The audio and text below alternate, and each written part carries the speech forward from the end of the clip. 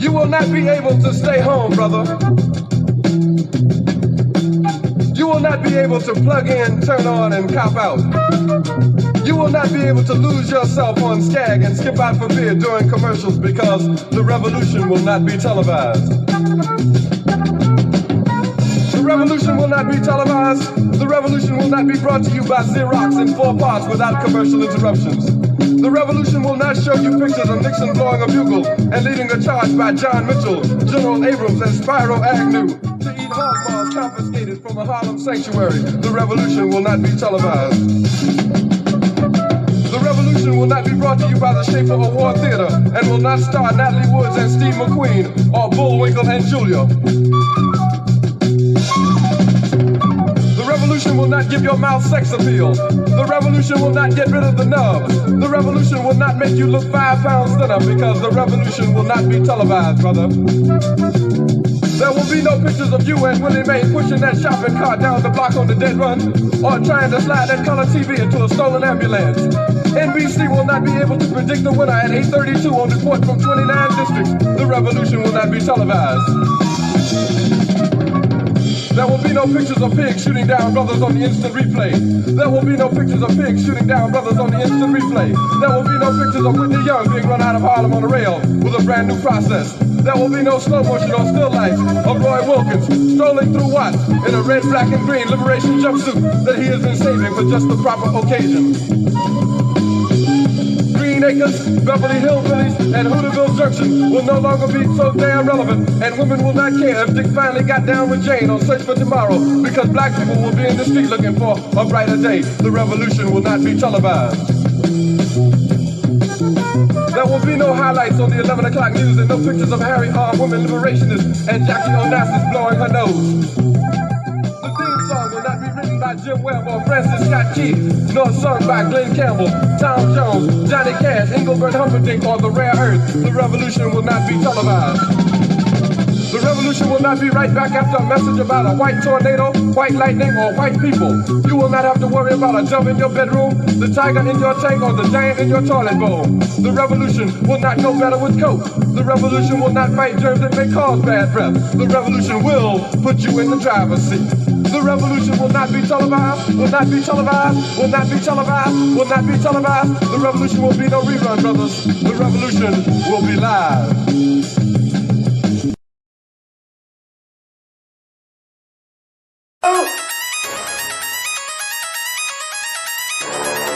I'm talking about shout it going crazy. People going crazy in them motherfuckers. Run that shit back, man. But it means nothing. Nothing about a woman all day.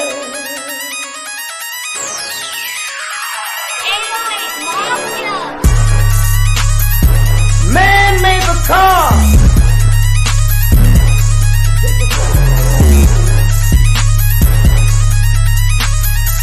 Man made the train to carry the heavy load.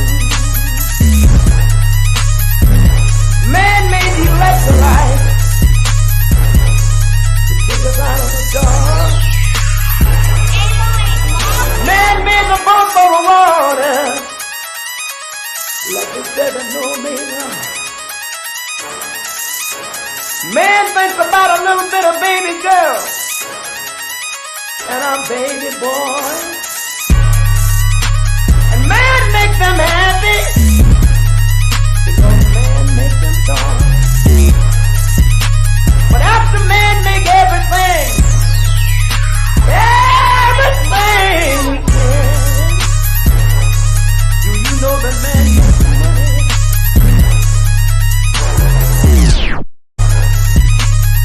To buy from other men. This is a man's world. But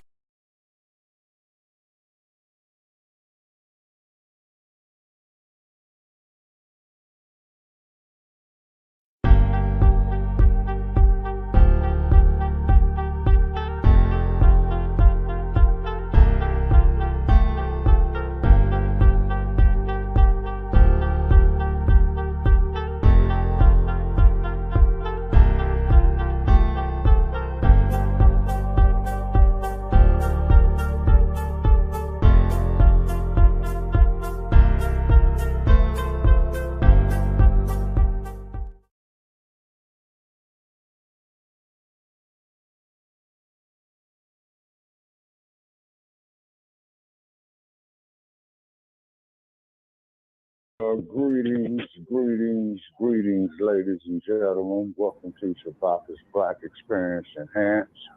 The air date of this episode is, September 3rd, 2024. So, we're talking this evening about Kamala Harris and this presidential selection. Also, too, we have additional Can you read the subjects description, up there. or do you want me to read it? Because yeah, go ahead and read the description, Brother Chad, because I'm on the phone. I'm not in the studio. Okay, yeah. So the topic for tonight is Election 2024, California Reparations Deception. Greetings. Thank y'all for tuning in. This is Season 9, Episode 20 of Shabaka'S Blacc Experience Enhanced. And we will be discussing the California State Senate. California lawmakers passed just one part of a 3-bill package addressing the reparations for slavery and racism in the waning days of their state house session. Amid reports, the governor had raised concerns, meaning Gavin Newsom, Nancy Pelosi's nephew. Dozens of demonstrators arrived to support the measures proposed by Senator Steven Bradford late Saturday, the last day of the state assembly session. The bills were moved to the inactive file shortly before the session ended. Senate Bill 1403 would have created the California American Freedmen's Affairs Agency, tasked with implementing reparation and determining eligibility. Senate Bill 1331 would have established the Fund for Reparations and Reparative Justice to eventually pay for the various forms of reparations. No, there's no various forms. It's cash, direct cash payments. It has to happen if we're going to have meaningful reparations to the people who deserve it. We're 160 years overdue for this, said Senator Steven Bradford, Democrat of Gardena, who authored both bills. Neither of those bills included cash payments. See, that's what I mean. The fix was already in. Neither one of those included cash payments for recipients of reparations. Neither of those bills went for the vote in the final hours of the legislative session, effectively killing them for the year. However, 4 hours before the deadline, an unlikely ally moved to put one of the bills to a vote. Republican Assemblymember Bill Essayli, Republican of Corona, who opposed cash payments for reparations. Ultimately, no other assembly member seconded his motion to bring it to a vote, so his motion failed. We would also Kamalasexuals to call in and tell us why we should waste our time voting for her. Please call in with your questions, comments, and concerns. The call-in number is 516-418-5996. And press 1 and you'll be live on the air. This episode is for those that are 18 years and older. This is episode 20 of season 9 of Shabaka'S Blacc Experience Enhanced. And I wasn't able to put in the description, but we are also simulcasting on StreamYard, on Facebook, and YouTube. Okay. All right. And also, hashtags real quick. We got Frontline Black News, The Revolutionary Agenda, Liberated Minded Media. Shout out to Jay Dizzle. Black Community, Black Voters Matter, California Senate, California State Assembly, Steven Bradford, Gavin Newsom, Karen Bass, Kamala Harris, Biden administration, LA Times, New York Times, Sacramento Bee, San Francisco Chronicle, Denver Post, Chicago Defender, Chicago Sun-Times, Miami Herald, Election 2024, reparations for slavery, FBA, California Democrats, and the Hollywood Reporter. Okay, so therefore that there's where all those Kamala supporters are at. And then on top of it as well too, see, because me getting up in age, man, I'm sick and tired, man, of hearing this fucking game ran towards every election cycle. You see what I'm saying? We need to It's the same shit. We have some trolls in the chat, but we was able to deal with them. We got Matt. Oh, okay. Let's give our trolls, some play. And why don't you trolls call in, man? We had some trolls last night, but no, Mac and Twin aren't trolls. They're moderators. They are our colleagues. Yeah. Yes, indeed. I'm going here to the chat room right now, connecting it. You know what I'm saying? Okay, logging in, and so far we're the only one there. There's nobody in the chat. And Joe Gibson was on there, and I put it out to him, to give us a call, okay, because we learned something very, very interesting about Mr. Joe Gibson in the last few days, and I would like to have him on the air, you know what I'm saying, just to talk about it. You see what I mean? Okay, but so what's happening is that once again, they're deceiving our people. Again, with both these political parties, you see what I'm saying? And then, of course, as we do know, late developing story that come out, I'm just going to comment on the dog. As in meaning shit, once again, his stinking ass is being sued by the family of the one and only former Stack star Isaac Hayes. And of course, we all know Mr. Hayes, Ain't No Sunshine When She's Gone, that he re-recorded a song done by Bill Withers. And also, too, he's the one, that brought in Shaq, and he won an Oscar. His son is down a big in Hollywood in 19... I remember Tariq and She going in on his son like last week. Oh, okay. And then we got an unknown caller here that got their hand up, Brother Che. So I'm on mute today. Mike, is that you, Sarge? Is that you? Is that the one and only Sarge? No, this is Michael. No, this is Brother Michael. Peace, brother, from 74, right? Yeah, Michael, how you doing, man? And thank you for calling in and supporting the show. Okay, so what we're talking about, is the situation, with Isaac Hayes. I don't know if you're familiar with who he is. Well, Isaac Hayes, was a great R&B singer, in the late 60s, early 70s.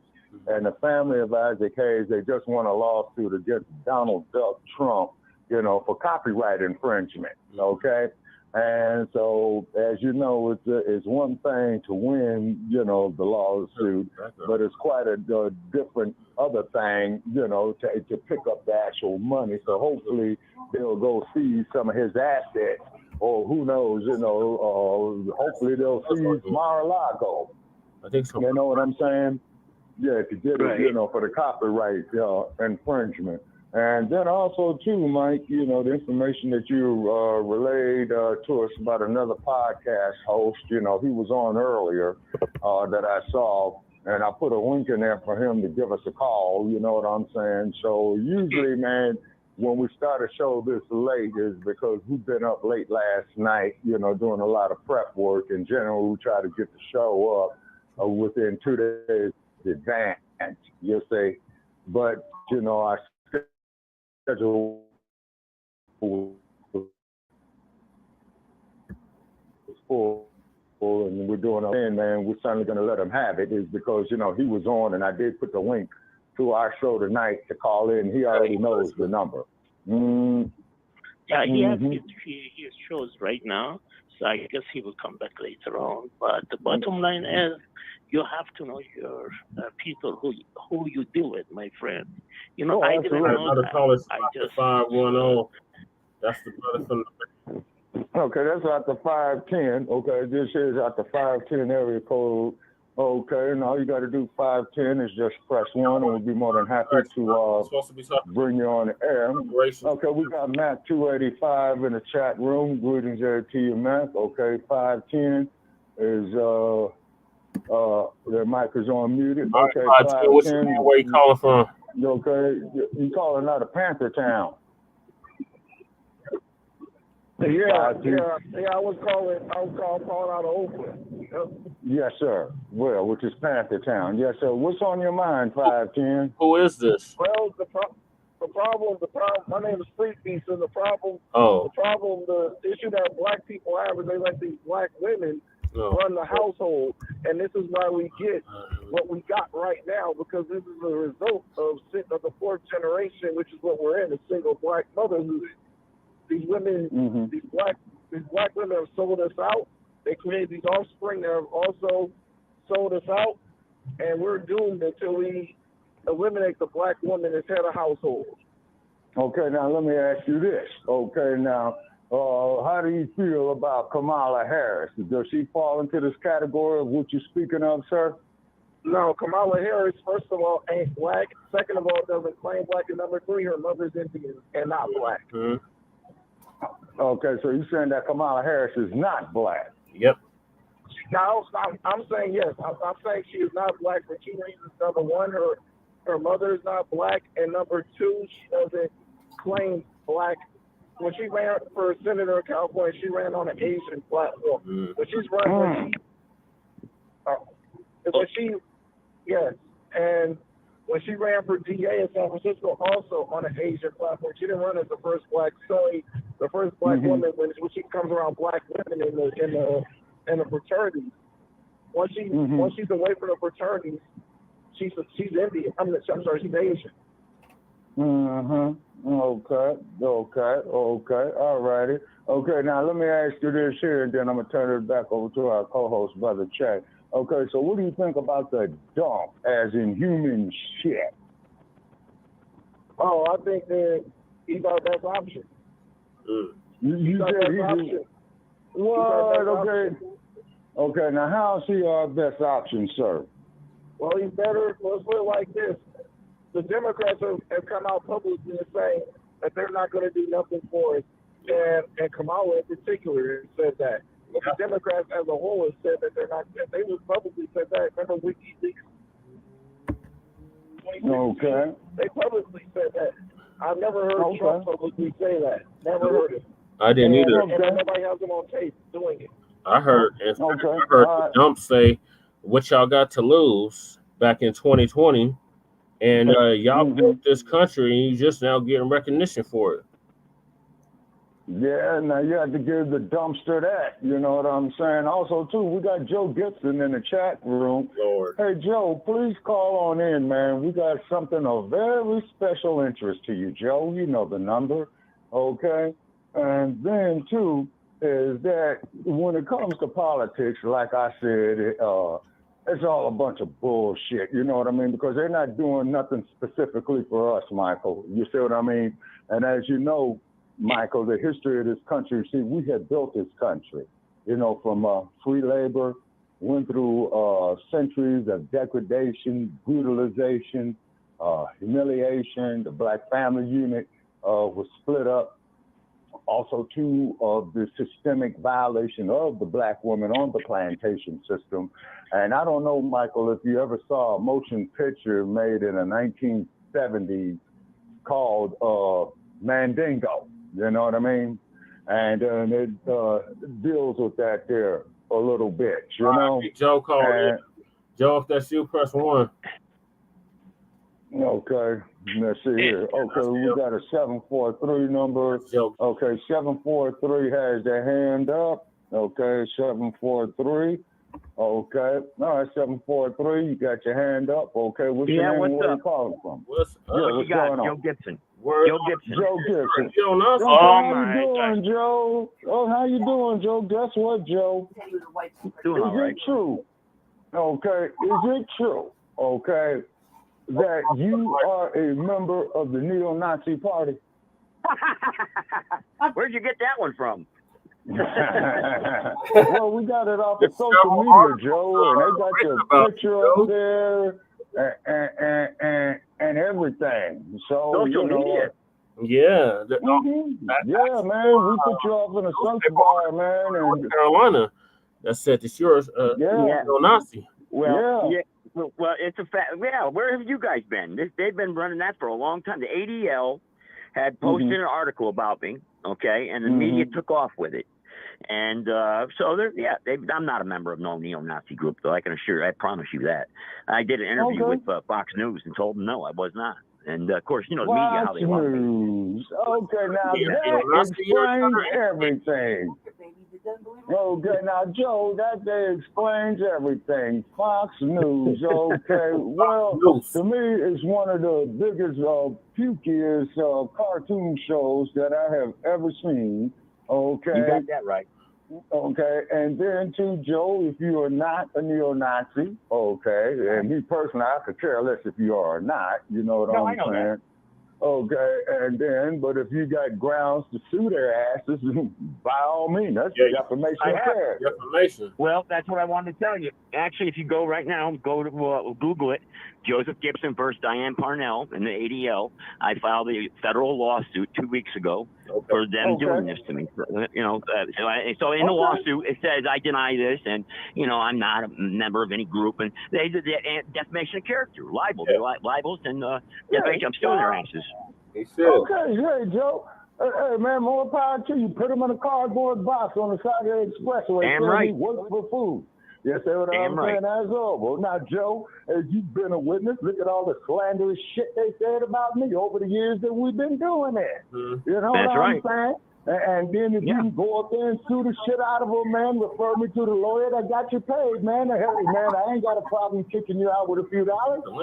You know what I mean? Well, you got that right. I'll keep you updated on the case. But because defamation of character, these people should not be able to say whatever they want to say and try to destroy the character of somebody. Look, if I was, I would have no reason to lie to you, Shabaka. I would tell you flat out, I'm a member. If I was, but I'm not. I'm not. I'm not associated with them at all. Whoa, Joe. Just like you've gotten up on your platform and stated that I was a Black Panther. You know what I'm saying? Yeah. Okay, hey, I appreciate the contribution to my people's history, but I was a child when the Black Panther Party, No, you're right. active. You see what I'm saying? Okay, and I recognize what they did, all the sacrifice that they did, because a lot of them had died, just like off in the civil rights movement as well, too. And where's the one and only Sarge at, man? Because I want to argue with him on some. I don't know where he is. I don't know where he is, actually. I don't know where he is, but I'm surprised you guys just found that. I was wondering what about that, because that's been all over the internet, man. Them writing that shit about me. Yeah, well, hey, man, like I said, man, okay, what you would have to do, Joe, is you have to take your case to Santa Clara County in California, because, see, that is where all the Silicon Valley is headquartered at. You would also have to go to San Mateo County, too, which is on the peninsula, which is right below San Francisco, and then, of course, over there in Panthertown, which is Oakland. That there's what they refer to as the East Bay. Okay, now, let me ask you this here, Joe. Now, we're getting ready to argue. Ding, ding, ding, ding, ding. In this corner. All right. Reparations in California, Joe. Yeah, what's going on with it? What it is that sorry-ass sack of shit by the name of Governor Gavin Newsom, who deserves to go right straight to fucking jail, is pulling his shenanigans on it again. And I hate to say this here, and I'm sure Brother Che would agree with me, we had a bunch of Negroes sitting at a lunch counter begging for a cup of coffee up there in Sacramento. And guess what, Joe? There's California paying out reparations. And we do have a gentleman on here with us from Oakland, California, about the one and only Free Peace, you know what I mean? And then I'm going to ask him for some feedback on it because, as you know, Joe, Sacramento is only 80 miles from the Bay Area, okay? Now, Okay, now what's happening is in this political fervor, ladies and gentlemen, that I've always have advocated and will continue to advocate, is the reparations, Joe, because we built your nation. Our blood was shedded in your state as well, too, of North Carolina, South Carolina, great state of Georgia, down there in Florida, and fuck Ron DeSantis, and also to Governor DeSantis. Your ass is welcome to call in because I got some woke shit for you. And then down there in the great state of Alabama, you know, 7 days yesterday, 7 days today, 7 days tomorrow. the former governor, old frog face, George Wallace, may rest in piss, is because that there's where my ancestors had slaved at, okay? All righty. So, Joe, if there's going to be any type of racial healing, you got to check the reparations, man. Now, I'm going to tell you why. Because what these damn Democrats is doing that I have to agree with Sarge on and let Sarge know that he is going to be court-martialed and we are hitting him with Article 15 and he will know what that means, for dereliction of duty and an abandonment of his post. Okay. Yeah, but thing, black women are the problem. We need to address that. Okay, well, free peace, okay. Yeah, like LaFonza Butler, the Senator of California, like Kamala Harris, okay, who's so confused she doesn't even know what race she is and all of that. But however, though, free peace, there are some good, great black women all down through history that the miseducational system, particularly there in California, does not wish to address. One of them is Queen Nzinga of Mutamba. Another one is Queen Hatshepsut of Kemet, although the Greeks want to call it Egypt, but the real name of it is Kemet. And then, of course, they had some savage by the name of Alexander Barbarian who had came down there. And guess what about Alexander the Barbarian, free peace? You're going to love this one, man. You know he didn't take any women with him, man, while he was out there on this campaign. He took little boys with him, man. Over there across the bay from where you at over there in Panthertown, which is San Francisco, the alphabetized agenda. Also, too, ladies and gentlemen, and I'm saying it here on the air, fuck Leo Terrell and fuck Larry Aldous, and I want to make that perfectly clear, by the way, because these ass-scratching, brain-dead-ass coons are saying that our people do not deserve reparations. Now, here's what comes to my mind, is that they're on puppet strings. Somebody's bagging them. Somebody's paying them under the table. Okay, and also, too, and we'll turn it over to Brother Che for a second, okay, about Roly-Poly Martin. Okay, Brother Che, take it away with Roly-Poly Martin, man. What's the latest on him that you got? Why are you bringing up Roly-Poly Martin, Shabaka? We've Brother Che. talking about this reparations situation in California. You keep throwing us off on different tangents. Roly-Poly Martin has been busted out. He's basically needs to come out the goddamn closet. Like, he's been exposed. That's all. Okay. Yeah. But getting back to this reparations thing, so California is a blue state, and they literally use they bootlicks, they Sambos, and they coons to undermine our reparations in California. And you, as a resident of California of almost 40 years, what are your thoughts on that? Like, these bills that they did not allow to even get voted on.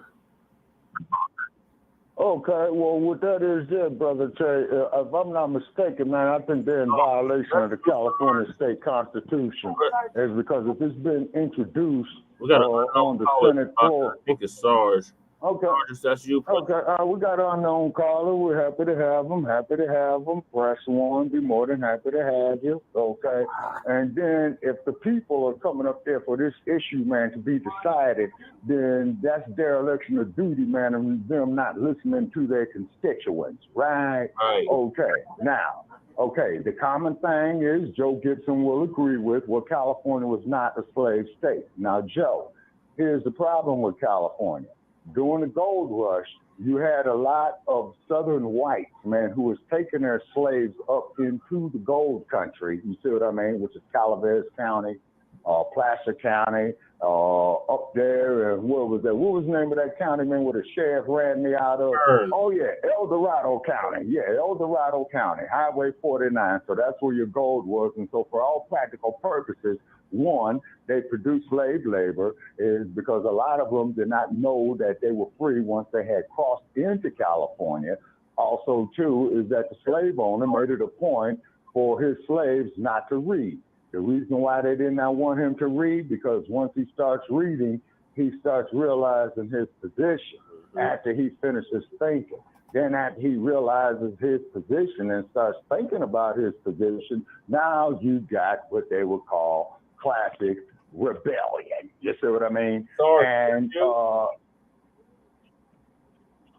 Sarge. Yes. Okay. Yes. Yes. Sarge. May I help? Where have you been, Sarge? You've been MIA. We gonna have to charge you. Yeah, Sarge. No, Sarge. We got Joe with us, man, and we about to type you up for Article 15, Sarge. No, you keep saying an untruth. I have not been. I have been there in spirit. Oh my gosh! So what you say is not true. Okay, Sarge. Well, Sarge, you know, you are officially contributed to this platform, although we disagree agreeably. We got Joe Gibson in here with us as well, too, in California. Okay, Sarge, you know what I'm saying? It's talking about the thing that you hate to talk about, reparations. Okay. I never hate to talk about this subject. In fact, I enjoy talking about this more than almost anything else. So, Sarge, are you familiar with California? When did I ever tell you I hate talking about this? What I say is that what I continually say, what you continually ignore when I say it, is that you fail to take into account the sound rationality of my arguments against it. Okay, what is your sound argument against it, Sarge? Because you might have an ally in here. We've got the one and only Free Piece with us who's calling us from Panthertown. It's what you keep trying to do and you keep ignoring as to one of the main stumbling blocks against you getting any traction with this from government and the taxpayers. That is, you're trying to retroactively make into a crime that which was legal 148 or so years ago. You can't do it. It doesn't work. Okay, now, Sarge, you know, I don't want to cut your wisdom, Sarge. I'm going to give you the floor back a minute. Now, tell me, when I look at these TV shows, man, A True Detective, Spy Detective, Lying Detective, where we opening up a cold case that happened 50 years ago, and they still go arrest the son of a bitch that committed the murder. Okay, now you see my reasoning right here, Sarge, but I don't hear you. And let me tell you what's wrong about your reasoning. I'll smack you right in the face. Murder has always been illegal in all times and all places. Slavery wasn't. No, wait a minute. No, let me finish. You know I would get to the point. I don't waste no time. I don't put a lot of verbosity in there. Are you serious? I get right to the point. Let me explain this to you. What you are trying to do is retroactively make a human rights violation and therefore a civil offense for which you can collect damages, and the action which you are seeking it against was perfectly legal at the time, no matter how evil it was. It wasn't perfectly legal. Murder is always illegal. That's why there is no statute of limitations on murder. That is why. Sarge, homie. Then you just proved my fucking point. You mean to tell me that all these men who got castrated, lynched, burned at the stake, they would have a picnic to watch the castration? That's murder. No, actually, no. Now, I'm gonna put a fine point on this argument. See, I don't deal categorical statements. You guys do, and that's your problem. See, what you don't do is go into the details because laws matter. Yeah. Now, let me finish now. Many of the things that you constantly decry the slave owners having done, and in some cases, of course, you are correct, but many of those things were forbidden by state law, and the people who did them were violating state law. Just like you can't do certain things to your domestic animals. Sarge, how do you explain So you might, wait a minute, let me finish, will you? So you might have a legal case if you can show that the state law forbade that kind of abuse of slaves. And if it was done, there might be a retroactive case in those instances. That's the problem. You guys got to stop making these categorical statements. No. You got to stop ignoring reality. Casual Killing Act. No, you want me to change jurisprudence completely. No, you're delusional. Casual Killing Act. Explain that. What do you mean Casual Killing Act? What is the Casual Killing Act? What the hell is that? That there means, Sarge, is that your slave is your property, and you can Wait a minute, I want to know what the Casual Killing Act is. That's what I'm telling you, Sarge. Go ahead, Sarge. The Casual Killing Act, Sarge, is that when the slave realized his position. Okay, let's look at a guy Where like was this law? Was Nat this kind of national law? Because I know damn well it wasn't. Where was this act passed? Slavery a national law? What? Was slavery a national law? No. Yes, it was, Sarge. No, it wasn't. The only place slavery is dealt with in the Constitution is in the Fugitive Clause Act. It does not require slavery. Will you read it? Sarge. Okay, wait a minute. Let me say what I just said again, because apparently you must not want to read it. Read the Fugitive Clause, Slave Clause Act. Read it. It does not require slavery. Sarge. Okay. The slave was property. Will you look at Article 4, Section 2? Sarge. We're talking about human rights right here, Sarge. Please look at Article 4, Section 2. Now, you say one thing. You asked me a question. The question you asked me was there a law allowing for slavery? And I told you, no, there isn't. And then I tell you why. And then you ignore it again. Okay, Sarge, let me ask you a question. Hold on, Sarge. Okay, Sarge, let me ask you this question. Okay, let's say, man, God forbid that I was a slave owner and you were my property, right?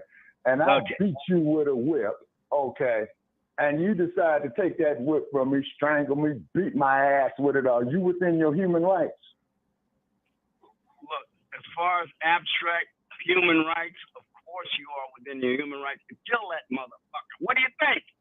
Okay, but that has nothing to do with legal reality at the time it happened. Sarge. We're talking about I don't know why you guys are difficult understanding these concepts. Okay, but Sarge, I mean, they are parallel concepts. Like the casual. Okay, but Sarge. You just said that slavery wasn't the law of the land. You said it was based off. No, it wasn't. It didn't exist in every state. What state did not exist in except the free territories? What year are you talking territories? What year are you speaking of? The free territories. What state did it not exist? No, sir. Yes, you got to give me a year because it was already on its way out by the end of the 18th century. So you need to be specific and give me a year. What states besides the free territories was it not legal in? It was not, at the time of the Dred Scott decision, it was not legal in Illinois. It was not legal in Missouri. It was not legal in New York. It was not legal in Delaware. It was not legal in Maine. It was not legal in Ohio. When slavery you asked me why did you stop me when I finished? Slavery in the North too. What are you talking about? Look, it was mainly legal in the Confederate states below the Mason-Dixon line. That'd be about 13 states. Before the Civil War, there were 34 states, which means that most of the states of the Union did not allow slavery. Sarge. But they allowed it in Delaware. They allowed it in New Jersey. They allowed it in New York State. They allowed it in Maryland. I said most is not all. But Sarge, the fact of the matter is there was no 13th Amendment then. Prior to there was no 13th Amendment then. Prior to Dred Scott, Sarge. You keep bringing up Dred Scott like there was no slavery prior to Dred Scott. Wait a minute. Okay, look. It was a 10th Amendment issue. They left up like abortion, like butchering babies. The same kind of thing. Amendment issue. Okay, but Sarge. All right, so if you ask me about it, I am telling you, it literally is a matter of law and constitutionality. What existed at one time as opposed to another time? It's only a matter of constitutionality if you're talking about race. We're not talking about race, Sarge. The Constitution doesn't mention race at that time. There's no mention of race. Sarge, oh yes it did. There's no mention of race in the Constitution until the 15th Amendment. Yeah, well, Judge Roger G.C. Taney had stated that those of African descent cannot or were never intended to be citizens. Like the numbers of emanations. It was an erroneous decision by a Supreme Court justice. It wasn't in the Constitution. Okay, now, let me ask you this here, Sarge. Hey, what do you think Roe versus Wade was? Wait a minute. What in the hell about Roe versus Wade had anything to do with the United States Constitution? But the Supreme Court just hallucinated up out of nowhere. We got another unknown caller. Okay, Sarge, let me ask you a question, Sarge. Let's say you and I, Sarge, is down here in the great state of Georgia. Okay, Sarge, you're the overseer there. Yeah, you're a little older than me, Sarge. And they bring Shabaka in there after they don't whoop his ass. You know what I'm saying? It's because Shabaka had went up beside a couple of domes. And I come to you and Sarge and say, hey, Sarge, let's run away. Let's escape. Let's get away from this evil master. Are you going to say to me, Sarge, man, you must be crazy. What's better than what we got here? Now you up on Malcolm X, Sarge. Why are you changing the subject to what I would do? I would try to escape slavery by any means I could. What has that got to do with what you just talking about? Okay, now let me ask you this here, Joe. Now, I'm going to tell you something. I would try to escape it by any means that I could. And if I got caught, I would have been expected under the Fugitive Slave Clause to possibly return to my slave-owning master. Okay, but Sarge, you got to keep in mind for you to realize that means you would have But hold on, Sarge. But for you to understand that, to realize your position, Sarge. Okay, if Joe owned you and me, okay, and we read the book, okay, because see that's why they didn't want the slave to read, Sarge, because once he starts reading, he starts realizing his position after he starts thinking. Then once he starts realizing his position, you know what? I knew there was something wrong with this motherfucker beating me every damn day with this whip and all this shit, and then want to go violate my girlfriend, go violate my daughter, and all of that. And I come up to you, Sarge, come on, man, let's get up out of here. You know what I'm saying? It's a fact. There's a woman that they call Black Moses by the name of Sister Harriet, man, that's got this underground railroad. Let's go on in and get up there with her, Sarge. And as you already know, Sarge, because you're a well-read man, and you cannot tell me that you did not read this here, when Sister Harriet said that once you get on this train, there ain't no turning back. You know what I'm saying? And I can imagine being 50 miles out off into the track, and keep in mind, they didn't have the railroad then or the interstate, you know what I mean? They're going over hard, rugged country, Sarge, just like a soldier in the infantry. And the dude get up there, oh, Sister Harriet, we can't run away from Matt. He's been so good. And Sister Harriet will level that double-barrel shotgun, commonly referred to in the streets of Los Angeles as a street sweeper. And she would say, fool, I got a schedule to keep. I'm either going to be free or dead, and you got about 5 seconds to make up your mind. How many of them do you think that she had to kill, sir? And I don't have no stats on it. Look, I thought we talked about reparations. You're trying to make a legal case for reparations. You're trying to make a legal case for reparations based on ex post facto law, and ex post facto law is expressly forbidden by the Constitution of the United States. I don't know why you can't understand that. Okay, Sarge. You just brought up the Slave Act, right? Yeah, man, 285. Yeah, here we go, man. 285. You're right. Ding, ding.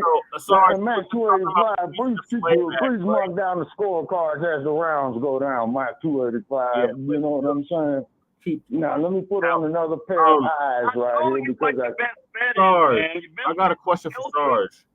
So you brought up the Fugitive Slave Act. Sarge,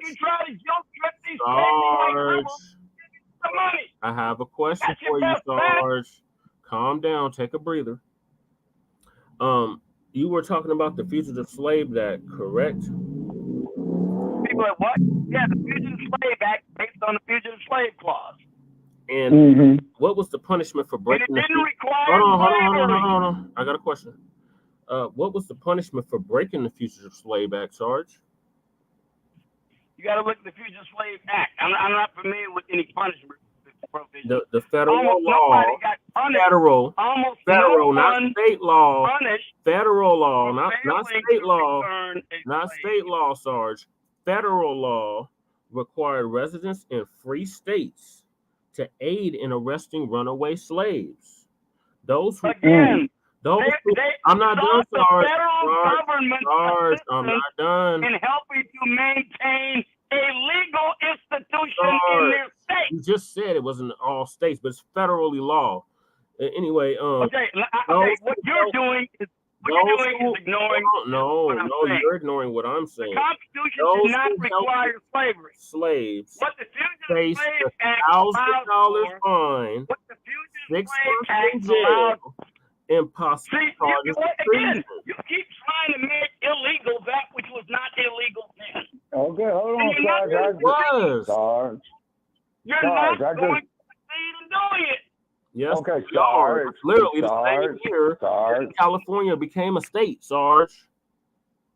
Okay. Let me say it again. It was a territory of the United States. Federal law applied in the territories of the United States. Wait a minute. Federal law applied in the territories of the United States because, like you say, there were no states to have state laws. It's federal, Sarge. I'm reading.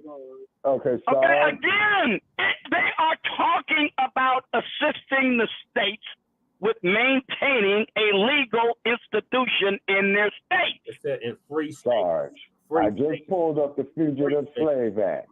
The Fugitive Slave Act was a series of laws in the United States that allowed for the capture and return of escaped slaves to their owners. It was enacted in 1850 as part of the Compromise of 1850, and an earlier version was now do you see the defect in your argument? Hold on, Sarge. Hold on.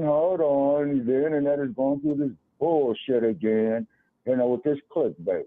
Read and pounded a fugitive slave law, which disregards, now they want you to subscribe to this goddamn newspaper. I'm so sick and tired of this clickbait shit, which disregards all ordinary securities of personal liberty, which tramples on the Constitution by its denial of the sacred rights of trial by jury, habeas corpus, which is a live body, and appeal, which these kangaroo courts go back and forth with to back your boy up, and which is to enact that the cardinal virtues of Christianity shall be considered in the eye of the law as crimes punishable with the severed penalty. Okay, wait a minute. So let's get this straight then. Hold on, Sarge. Hold on. Section 1, passed on September 18th, 1850 by the U.S. Congress. The Fugitive Slave Act was part of the Compromise of 1850. The act required that slaves be returned to their owners even if they were in a free state. Okay, now you see, this is the more reason for the reparations in California. Exactly. Which means is if me and Che had decided, to get off the plantation that Joe Gibson is constantly beating our asses on, doing that tobacco, and by the grace of God, we made it here to the Golden State, I'm in the Silver State, but that raggedy ass state that's 46 miles from me, okay, we could be returned back to Joe Gibson as his property. Now, Joe, let me ask you a question. Yes. What would you do if Che and I were your slaves, okay? We ran off. We came all the way to California, Joe. What treatment would you have for us when we got back to North Carolina? Well, what kind of question is that? Because I wouldn't own any slaves. So, I mean, that's like saying, what if I was Superman and I could fly into the universe? I mean, that's silly. I mean, it would never happen. I don't think he's given much thought to what kind of punishment he would get for a slave he never wanted to have in the first place. Do you? Yeah. Okay, well, the punishment were generally as follows. 1, cutting off one's feet and hands. Yeah. Severe ass whooping. In many states, those kind of punishments were illegal anyway. Oh, Lord, here we go. That's what you guys act like. Look, Wisconsin, the state of Wisconsin declared the Fugitive Slave Act unconstitutional. So you had a state nullifying federal law. It was a nullification of federal law by one of the states. They just said, we're not going to enforce this federal law in our state. But they didn't try to deny that it wasn't a federal law based on a constitutional provision. Okay, now y'all attention that SARS keeps ignoring. The Casual Killing Act of 16. I don't know any of your arguments. I try to take them directly on it. You guys ignore mine. You keep ignoring my questions and my argument. All right, okay, bring it up again so I can deal with it. I'll deal with it right now, I promise you. Okay, but you're making it sound like every person owns slaves. Okay, say that again, Joe. Say that again, Even in the South, it was only 4% of Southerners. Yeah. He just said every person owns slaves. Yeah, even in the South, only 4% of the Southern population were slave owners. Even in the South. No, sir. No. Well, what percentage do you think, Shabaka? What percentage? What was percentage then? I would have to say 50%. Plus. Oh, hell no. 50% plus. 50%. Okay, but hold on, Sarge. Now, keep in mind, Sarge, that my people were owned as slaves in the great state of Alabama, down there with old frog fish. That's mine. Georgia, and also too in the great state of Tennessee. You know where you get that. You know where you get that sour mash from. Maryland. You know what I'm saying? Okay, Florida. Maryland, Virginia, great state of Georgia, Florida, down there with old DePantis, and down there in the great state of Texas, Governor Bud. You see what I mean? But you just said 50%. That's what you just said. I'm saying that 50% that's a number. That's a solid, of the black verifiable, measurable number.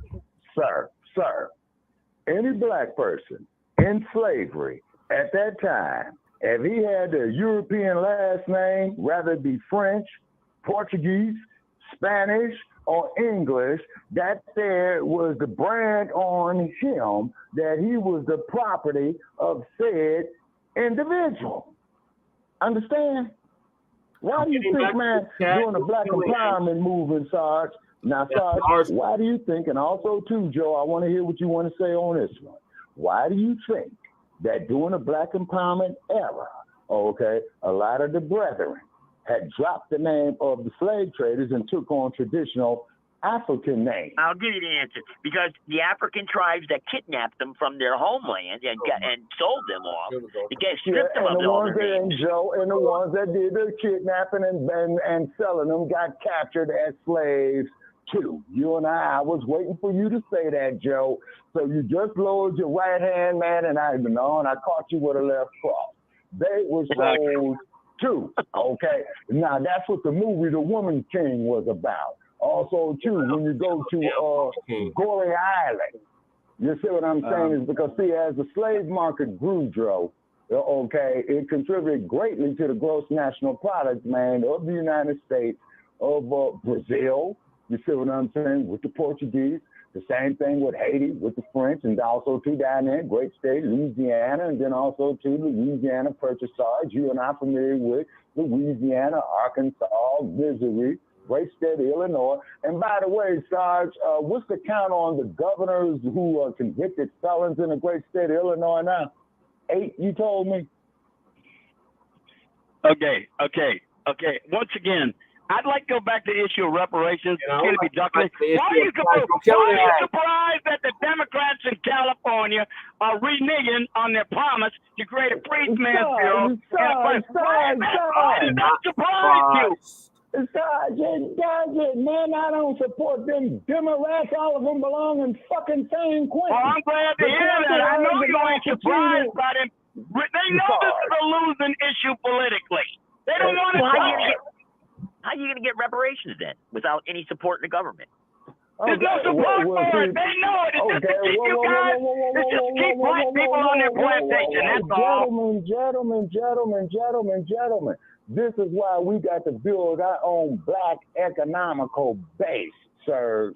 You see what I'm saying? Having our can own we try to factories, having convince our own our grocery brothers stores, and having our own sisters farms. to give up this stupid pipe dream? It's not. Brother, what brothers and sisters are you talking about? It's a reality. I'm talking about black people who think that they're actually going to get when cash they do money from the government for reparations. Okay, Better chance to win the lottery. Okay, but hold on, Sarge. Thank you for reminding me of the lottery. It's really crazy. I do got some California lottery tickets I need to go cash in. Yeah, thank you for reminding me, Joe. I got to drive 50 miles to go check my lottery tickets in that godforsaken state. You said it. I mean, you're more likely to win the lottery than you are to get a cash payout from the government for slavery, whether it's state or federal. They paid out. I tell you what I do, Sarge. They paid out. Tell you what I'll do. Japanese that was in. Tell you what I do, Sarge. They paid out the so-called. Here we go again. Do I really have to go in the difference between what happened to the Japanese and what happened to slaves? Come on, now you can't be serious on that one. What about the so-called Native Americans, Sarge? They paid them out too. I can't believe you're going to be serious on that one. Okay, hold on, Sarge. They got reparations for going into those internment camps, and they were citizens. They were citizens of the United States. They were denied their due process rights. Slaves were not citizens of the United States. 4 years. You and I are finally in agreement. I've been telling you that for the last 65 years. About the Japanese. Always wants to blow a gas. It does not apply. It does not apply to slavery. My. Okay, good God, I mean, I hear it. It's never ending. Every time the issue comes up, well, they gave the Japanese reparations, but they were citizens or they were legally here, and they did not receive due process. You cannot deprive a citizen of their liberty without due process. They do it to us all the time. What are you talking about? To be deprived what are you talking about, Sarge? They do it to us all the time. What are you talking about? Now you're changing the subject again. No, you just said they deny your citizen of their right to due process, and then I just said they do it all the time. Okay, tell me something, man. I never arrested anybody who didn't get their day in court or an opportunity to make a plea bargain. Yeah, here's what happened with every arrest I ever made. The charges were either dismissed and they were released from jail, they made a plea bargain, or they were found guilty at a trial. In other words, they got due process. They did not get. Okay, hold on a second. Really just had a situation here. And that's true. And that is true for most people who get arrested. For almost a year. Okay, Sarge. I've been through the kangaroo courts of Los Angeles County, right?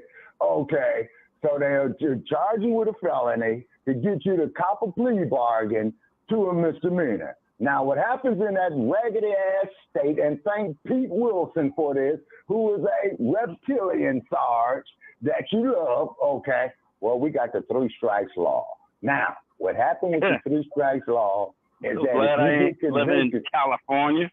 Hey, Sarge, why do you think I got out the raggedy-ass state? I hope the damn crate comes and takes the son bitch into the Pacific. Now, listen, Sarge. You listen to God's ears. Okay, Sarge. Now, in the great state of California, right, like with you, the napkin holder, man, when you got arrested, okay, that would be your first misdemeanor, Sarge, right? Okay, now, Sarge. Now, I'm charged with a felony. Well, then, Sarge, then guess what? In the great state of California, Sarge, okay, that'd be your first strike. Okay, then what happens, Sarge, when you get busted for 2 more misdemeanors after that, then that constitutes as your second felony, Sarge. Then you get busted for 2 more misdemeanors after that, Sarge. Your ass is gone for 25 years. Oh, wait a minute, Shabak. You do realize now we're talking about what happens to citizens when they're charged with a crime. See, the way I'm saying, this is why you guys keep shifting the goalposts when we talk about reparations for slavery. It's not the same thing. No citizen should be is denied their due process rights, and we have. So how can a slave be considered a citizen then? Well, when did we petition the United States government to become citizens, Sarge? Wait a minute. See, you didn't answer my question. You just made the distinction that I just made. What we're talking about citizens who may or may not have received their due process rights. And then you bring it back to slaves being denied their due process rights, and they weren't citizens. Okay, now, Sarge. Citizens, if we were not citizens, Sarge, And then, Sarge, if we were not citizens and we were in slavery, you know what that would make us then, Sarge? Prisoners of war. Yep. Well, the Geneva and the Hague Convention did not exist then. Prisoners the Geneva and the Hague Convention did not exist then. So they shouldn't be tried. They still shouldn't be tried for crimes against humanity, for murders that have no statute of limitations. For murders that have no category. Wait a minute. No.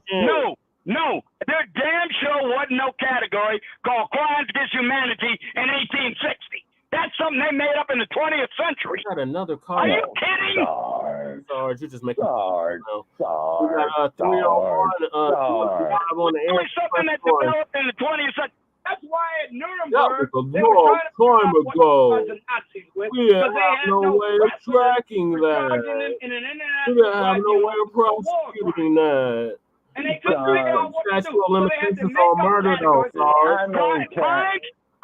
International wars of aggression. Okay, Cat has joined us. Cat 77. Bring Cat on. Not even existing. Maybe she can bring some. Okay, yeah. Cat 77 says that this is insanity. You'll get no argument from me, Cat. This is insanity. And Cat 77 says, why the yelling? Now, keep in mind, Cat 77, me and Shay and Free Peace have not been yelling. It's just been Sarge, because, you know, Sarge is an old former master sergeant. Wait. Look, my Bluetooth conked on me. Did you hear what I just said a minute ago? They had to make up new categories of crime that did not exist before to charge the Nazis with international crimes of aggression and crimes against humanity, because there was no such international crime as a crime against humanity. Okay, that's probably what you heard on that other show. That's what they be doing. Okay, Cat. Okay, now, folks. They debate on this show. All microphones are unmuted because we definitely want to hear from Black Power. That's dynamite. Dynamite. Black Power, dynamite. Hey, what's happening? Always. Y'all gonna make Sarge have a fit over there. Good Lord. Hey, look, wait a minute. Whoa. Sarge is completely under control here. Sarge knows what he's talking about. I'm not worried about being contradicted by anything I say. Make your damn case, and I'll see whether or not I agree with it, and I'll be happy to give you a response. Okay, I got one I'd like to ask. Go ahead. I'd like to ask, but it's not just the Sarge, it's for everybody, about the migrant gangs taking over. Chicago and Aurora, Colorado. Taking over nothing. Right, and the Hells Angels going down there. Do you think it's going to be already here in Aurora? That's in Chicago. Bro, I can't do this, bro. Okay. All right, Black Power. Black Power. No problem. Always. Okay, now let's talk sensible. Now let's talk adults like adults right here, because everybody here is grown. Okay, I am getting too old for this bullshit. My stress level is up. I'm on so many goddamn medications, man. Sometimes I don't even know which way is up. Excuse my language. Okay. Now, Cat 77 states Sarge likes to fight. No land grants were given to blacks. Now, Cat is right about that. Okay, yeah, she is absolutely right about that. And if you and call in Cat and drop knowledge, you know what I'm saying? We're pulling the reins on everybody because we're having a melee here in Sin City. And after all, ladies and gentlemen, this is Sin. Cat is trying to curry favor with you. She's just trying to show her opposition to me. It has nothing to do with what's right, what's wrong, and what's historical. I'm telling you right now. So did we get land grants or not, Sarge? Okay, now particularly for people removed 6 or 7 generations hence. It's not going to fly. That's why these fools in California are running away from it like the plague. They're running away from it. The Democratic Party is telling them to do. That's why they're running away. Like I said, they just want to keep you on the plantation.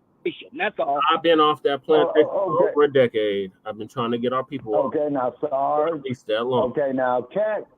Okay. Okay, Mac 285. Mac 285. Yeah, I had to agree with you, Mac 285. Sarge, you are guilty by association. Yep. Okay. Be my guest. Make it about me, because that means you can ignore the historical truth. Just like you can ignore that the is historical the truth historical fact. of the No matter how much you try to make it about me. Just okay, like now hold on, Sarge. Now, Cat 77. Okay, Cat. Okay, yeah, and let the other gentleman talk after I say this right here. I think that's you, Free Peace. Okay. Cat 77 says here in the chat room that she learned a lot about her ancestors when she joined Ancestry.com. Sarge omits historical facts. Now, Cat 77, you know, I got the utmost of respect for you, wants to know about her 77. ancestors being given tracts of land in Virginia. Excuse me for not knowing. Okay, Bassard. Whatever. Okay, Bassard. Okay. God, and look, the states gave all sorts of tracts land for various reasons under various laws that existed in their states and or territories. We are talking about a federal matter under the United States Constitution. We're not talking about what individual people may have gotten, even in individual states. And who they give it to, Sarge? And the Homesteaders Act was available to black people too. Black people. No, it wasn't. That's a lie. That's a lie. How do you think Tulsa, Oklahoma got started? The blacks in Tulsa. How do you think they got homestead tracts? Stop lying. And look what happened in Tulsa, Oklahoma, Sarge. And now you changed the subject again. I'm sending your ass in the corner again, and I'm coming with my triple jack. I went to Tulsa, Oklahoma, Sarge. I visited Black Wall Street on Greenwood. What I said was they got land from the federal government under the Homestead Act. No, they didn't. Now, is that true or not? We need to get back to the subject of how these black women are sold us out. Yeah. What? Okay, say that again, Free Peace. No, say that again, Free Peace. We need to stick to the fact that the black women, including Kamala Harris, have sold us all out. Not just Kamala Harris, but black women in general. Kamala Harris represent, though, the Democratic Party. The Democratic Party is right, but black women represent the Democratic Party too, and they sold us out as black men. Nobody wants to talk about that. Your mama told you out, your grandma told you out. Hold on, Free Peace. You know, you got a point right there. Okay, now I'm really getting ready to rattle some cages on this one right here. What you're speaking of, Free Peace, is the bed wench syndrome. Okay? That's what you're talking about. The bed wench syndrome. Yes, it is, because as you know, Free Peace, like how they talk about Black Friday, you know, everybody bum rushes Walmart at 2 a.m. in the morning, man, trying to go get that bullshit that they're selling. Black Friday originally it started is where young black girls as young as 12 and 14 years old were put up on auction blocks, and I want to get some feedback from you on this here, Joe Gibson, okay? And the white slave owners were buying the black girls to give to their sons who were like 13, 14 years old, so he could start raping them systemically and breeding his own slaves, okay? As Brother Chad pointed out a while back about the buck-breaking farms down there, I believe, in Jamaica. And Jamaica, was it, Brother Jay? Yes. Yeah. You say fees in the plantations. Okay. Yeah. And what First of all, that was frowned upon any type of race mixing. Okay. What is all this litany of atrocities done to black people got to do with the central subject you brought up here tonight? We're talking about reparations in California. What are you talking about? Sarge, that's just it, though. I have yet to hear a case as to why you think black people are owed reparations from the government. That's what I'm. Not only guilty white liberals, you ought to be able to fleece them for all the money you can get from them. But I'm talking about from the government and from the taxpayer. Where is your case for that? And how do we pay for Ukraine? How are we paying for Israel? How are we paying for Afghanistan? Are you serious? Yeah, go ahead, Joe. Oh, man. The United States never gave reparations from the government to victims of the Holocaust. You're mixing them up with West Germany. That's a lie. West Germany did that, not the United States. No, it wasn't Germany. That's a lie. Black Power. I got your answer, sir. If you okay, go ahead, Dynamite.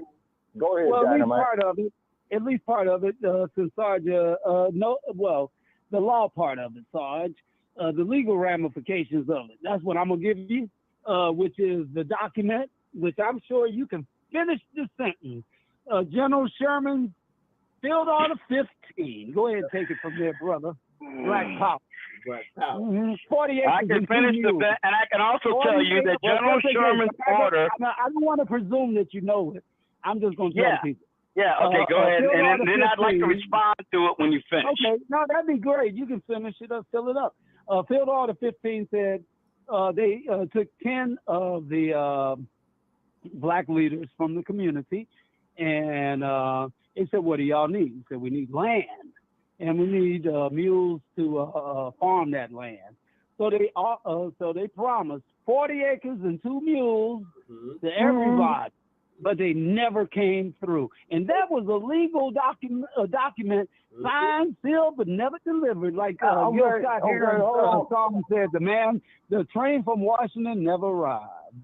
That's right. And thanks to Andrew Johnson, the bastard got impeached because he rescinded all that. Yep. See? Yeah, Sir Vito. All right, yes, can I respond to what he just said? Yes, sir. I'll be happy to. I won't be long because I don't need to be. Once again, Sherman's Field Order number 15 was done in his capacity as a military governor for those territories. He was free to do what he saw fit to dispose of land so slaves could take care of themselves and not be a burden on the Union Army. That is one of the main reasons he did it, because he wanted them to feed themselves and not have any of the logistics of the Union Army be impeded by the need to free slaves, because that's all. They knew how to raise crops. They knew how to raise stuff. They knew how to take care of themselves. All you had to do was give them land. He did that as a military governor. None of what he did as a military governor bound the legislature of the United States Congress. None of it was binding on them. It was a temporary field order as long as Union forces were garrisoning and occupying Confederate territory, and only for that purpose. Legally. It's a state right. Now that's my response. Okay, Sarge. Now you do know is that when he went up there against Osceola, right there, he's talking about capturing some slaves back from the Seminoles. You know what Osceola told him, right? I see what you just changed the subject again. No, I didn't. Because the gentleman was talking about a legal order that made reparations legal. Sherman made a field order. Sorry. Why don't we talk about the war today? The war that's going to be happening soon with the government collapsing and the violence industry. I mean, what's going to happen when that happens? Why don't we talk about that? Like, what are you talking about? That's already what's going to happen? Hey, like the referee says, protect yourself at all times. Now, Cat 77 left the conversation. Okay, but what had happened, Osceola, the chief of the Seminoles, told Sherman, he said, yeah, man, I'm harboring some slaves right here. So Sherman says, well, I'm here to collect them. And Osceola said, look, fool, let me tell you something. You got about 5 minutes to turn your stinking ass around, man, and get up out of here with that bullshit. Otherwise, we're going to feed your ass to the gators. Yep. He got out of there real fast. Yeah, he did. Okay. Yeah, but they don't tell you that part. Yeah. Go ahead. Civilized tribes wanted to keep their own slaves, didn't they? Oh, my God, stop it. They were one of the civilized tribes, and they kept slaves. Seminole means run away. So how was a runaway slave civilized? Black slaves that they kept and didn't want to give up, and they demanded reparations from the federal government for having to give them up, and the federal government gave them reparations. You might want to look that up too. Hold on. Okay, Sarge. Okay, now hold on, Sarge. Hold on, Brother Che. Okay, Brother Che, hold on. Sarge has lowered his left hand, and I'm coming with this right cross. Okay. They gave reparations to the slave owners, Sarge, after the Emancipation Proclamation. You see what I'm saying? They got paid. Yep. Now, Sarge, okay, why did they get paid for them and the ones who did the actual work, Sarge, did not get paid? Now, riddle me that, Sarge. I'm all in. You want an answer, don't you? I trust you want an answer. I want an answer. I trust you want an answer. All right, well, let me answer. I don't do a lot of filibustering. Let me answer. All right, here we go. You notice you said they were given reparations for slaves before the Emancipation Proclamation. No, when was the Emancipation Proclamation issued? In 1863. In 1863. And let me tell you who they gave those reparations to. They gave them to slave the slave-owning Union states, Delaware and Maryland, not to the Confederate states. They didn't give them any reparations. They gave it to the ones in the Union states. Lies. Okay, sorry. All right, so let's put a fine point on it, and let's not try to pettifog the issue. Okay, Sarge. Okay, Sarge. Mac 285 says this here about you, Sarge, and I agree with Mac 285. It's not the issue ain't about me, no matter how much you want to make it. Hold on, it isn't. I mean, that's the way to change the subject again. Okay, Sarge. I'm just spinning you around in the corner. Mac 285. Well, you're avoiding the issue altogether, making it about me. No, Sarge. I'm starting my flurry. Okay, bang, bang, bang. Okay, like the Ali speed like a B combination. Okay, 2 jabs, right cross, left hook, overhand, right, left hook, right, uppercut, left hook, overhand, right. Mac 285 says right here, Sarge. He says that Sarge knows the black woman is God. So I should worship Kamala Harris? She's drunk. She's not black. I'm not about Free Peace just told Free Peace just told She ain't black anyway. She's 1/8 black, and the rest of her is a Burmese Indian. 1/8. What do you mean she's a black woman? Since when? There ain't no black anywhere in her. Me, you, Free Peace. Wait a minute. Since when is she a black woman? When did she all of a sudden become a black woman? Okay, Sarge, let Free Peace speak. He's right there in Oakland, California, the birthplace of the Black Panther Party, which is right across the street from Berkeley, California, Sarge, where Kamala Harris was born. Now, Free Peace, you got the floor on that one right there. I'm mystified by all of a sudden this woman out. She's gone around the way ghetto sister. All of overnight, along with a great statesman too, from being the most unpopular vice president in the United States. What an amazing transformation! That woman ought to be a magician or some kind of a metastasizing biologist. She can just create creatures out of thin air. Sarge, Kamala Harris belongs right straight in fucking jail. They should be locking her ass up there at Frontera. Okay. I don't know about that. I know one thing: she don't belong to be president under no rubric, no manner, no rationalization whatsoever. If you want to put her in jail, you bring the evidence against her to get her in jail. I got the evidence that she ain't eligible to be president. Okay, Sarge. I got evidence of her dereliction of duty as the Attorney General because a lot of the brothers who were sitting in there. Let me hear what you got there, Shabaka. What evidence you got that she's all that? Oh, yes, sir. Okay, one is that she would not let them plea bargain, number one. 2 is she threw them in jail on trumped-up charges. Now, MJ, marijuana charge, was decriminalized in California about 2012, I think. Okay. So the people who were sitting in jail, black folks who were sitting in jail on marijuana convictions, she let them sit there in Folsom. She let them sit there in Delano. She let them sit there in San Quentin. She let them sit there in Soledad. You see what I mean? But they were supposed to be fucking released, Sarge. And at the time where the law had passed and went into effect, that every day that them people were sitting in there, man, that's false imprisonment. Yep. Okay, I have a question for you, Shabaka. Before you go any further, I got a question. I need clarification. Oh, Lord. I don't know California law all that well. Is there a requirement under California law that a prosecutor offer a defendant a plea bargain? Because I don't think that there is. No, Sarge. Once the law was passed and went into effect, the damn thing that the Attorney General was supposed to have been doing was having a rubber stamp releasing all those people under those offenses. Not in 2 weeks. Not in 2 months, that's different than a plea bargain. Okay, not in 2 years. Because you said plea bargain. See, boy, you get me so damn confused. Now you're talking about something else. You're saying that there was some sort of... wait a minute. Was it a judicial ruling that required the state of California to release a lot of prisoners? Is that what he's talking about? Okay, Sarge. Okay, the point is, what I'm making is this, Sarge. The people passed that law, okay? Those people who were sitting in there, man, you know, after that law went into effect, okay, that's false fucking imprisonment, okay? And well, I agree. Bring that dame up on charges then. Then I say get her ass. Sorry, you don't get no argument from me. Get her.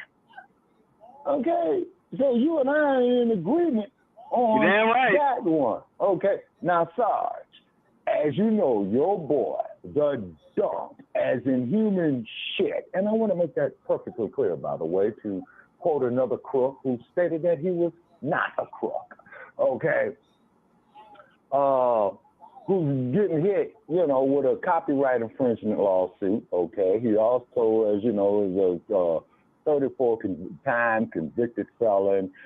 They talking about adding some more charges against his ass. Now, Sarge, with a crook like Donald Trump, okay, what type of image do you think that they're setting for the great U.S. of A. that you love so much around the world? What type of image do you think that's setting for the great old U.S. I think that most people around the world view the injustices done to Donald Trump in every bit the same manner, whether they should look at it or not, as the injustices that were done to Nelson Mandela before he became president. That's what I think. Okay. Whoa. Nelson Mandela, Sarge. Yeah, he was a convicted terrorist. Did you forget that? Okay, hold on, Sarge. Nelson Mandela. And you're convicted by a legal court. That's all you need to know, right? You don't need to know anything about the details, do you? No.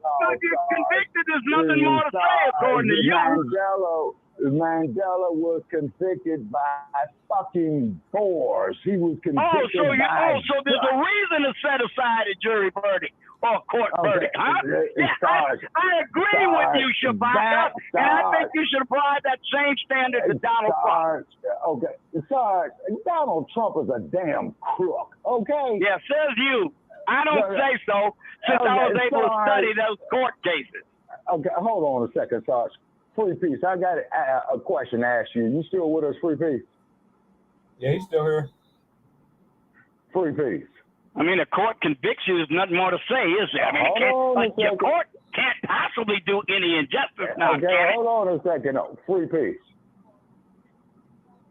Free Peace. Free Peace, are you still here?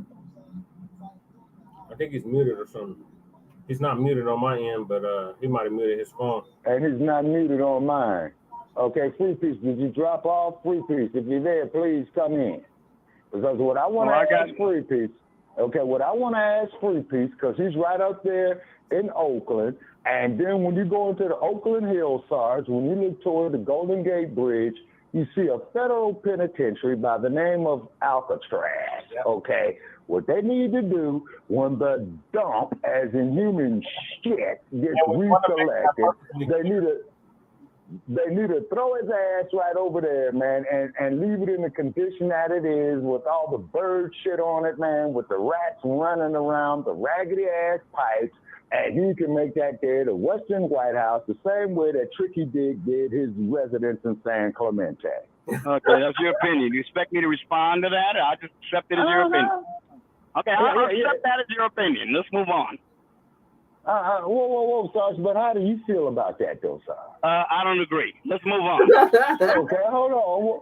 Hold on, Sarge. Why do you not agree? Because I think President Trump's record of mostly 4 years, up until that pandemic they trapped him in and the rest of the country, he had an outstanding record of good for the American people with his policy. Now, it wasn't perfect. He wasn't perfect. Ain't nobody ever got to be. But he had a damn good record for prosperity, low prices, international respect, low tariffs, and international agreements that was leading stability and peace around the world.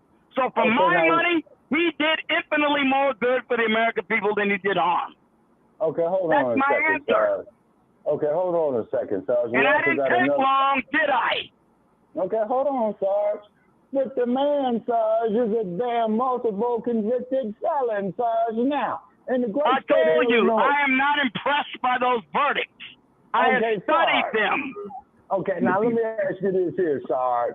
Are you impressed by the verdict that the 8 crooked-ass governors got of Illinois when they fell?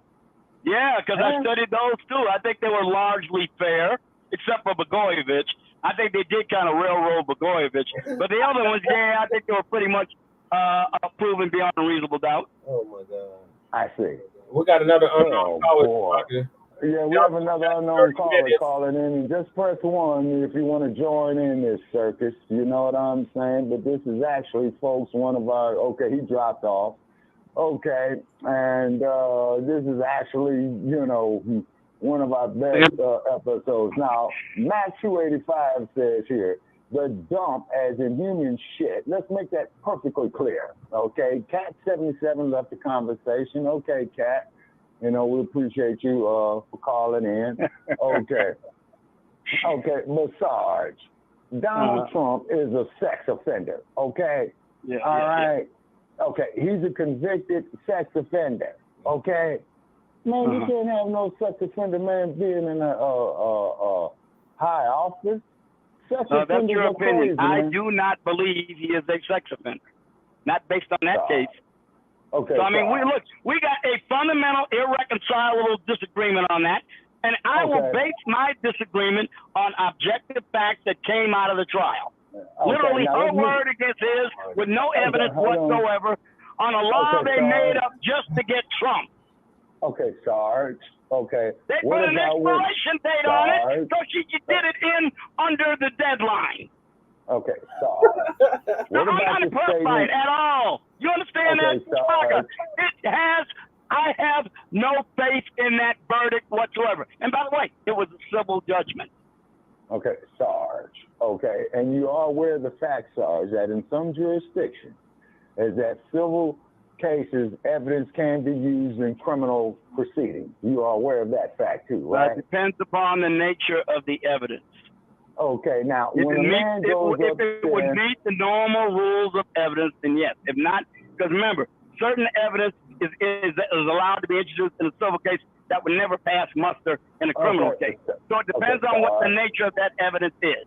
Okay, Sarge. When they sat up there, when Trump went up there and said, go grab women by the kitty cat, right? Now, that's not what he said. That's not what he said.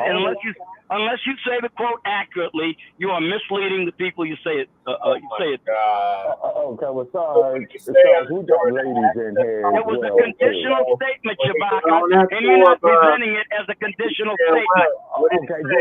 Okay, Sarge, you go ahead. You make the statement that Trump said about how to grab women. Where did he say to grab women? I'm going to paraphrase, but I am going to say it accurately, because this is not an accurate, direct quote. But he did say something along the lines of, the reason I had to say that, because if I get a word wrong, you'll say, sorry, you missed this word, because I don't remember the exact wording. I do remember the context. And he said, this is what he said that made it a conditional statement.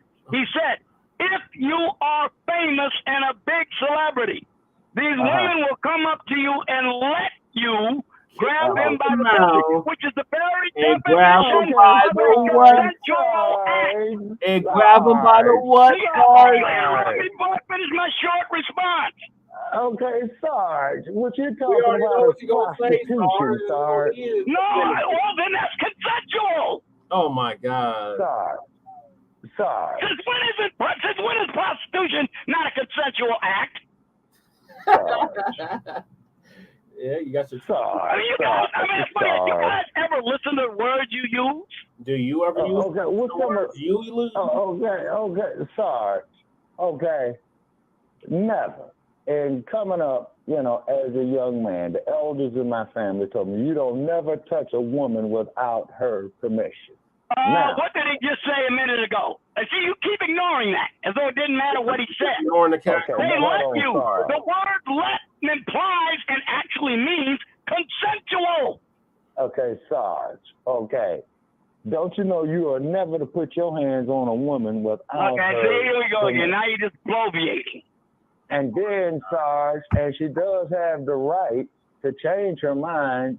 Then that wouldn't be consensual, and in that case, I would agree with you. Why do you not understand the distinction? Sarge.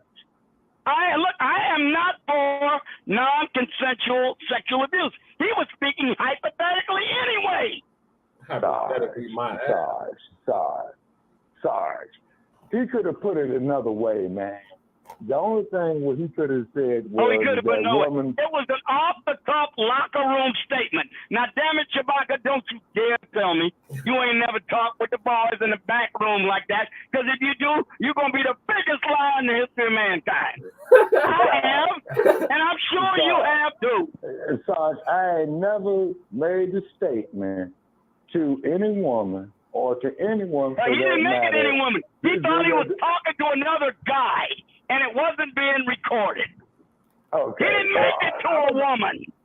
I would make a statement, like I said. Good God, man, I swear to God, man, you guys just make up anything about this.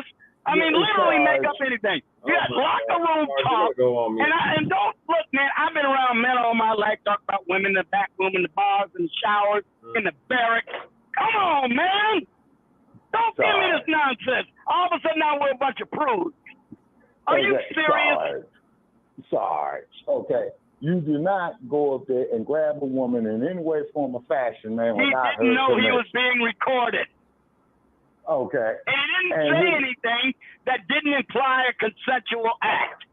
Okay, but Sarge, if the dude is running for president, then he has what to about all realize. the things you said about women in the privacy of the locker room? Okay, but no, let's talk about privacy of a conversation with another man. Whoa. Okay, hold on. Let Free Peace talk. Go ahead, Free Peace. What was you saying? We need to get on. I get what you said, but what we need to talk about in particular, he talks about women and we need to talk about black women in particular and how they ruin the community. And look at what we don't get now. I love talking about that one. Gonna be. I love talking about that one. Yeah. Okay, which one was it? Okay, Free Peace, you sound a little muffled, man. Okay, now you would love to talk about what, Sarge? What he just said about how black women's role, and I don't believe black women are singularly responsible for the mess in the black community. So I don't mean to say that, but to the extent that they did have something to do with it, yeah, I'd like to talk about the role black women had in destroying the once stable culture that existed in the black community 60, 70, 80 years ago. Okay, well, Sarge, what destroyed that culture was a woman by the name of Gloria Steinem.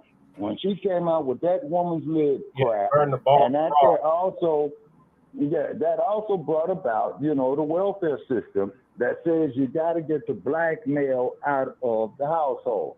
It's been a proven fact that when you have a two-parent household, is that the daughters are not promiscuous as they are in a single parent household. So in other words, Sarge, what you're talking about there, sir, is what they call balance.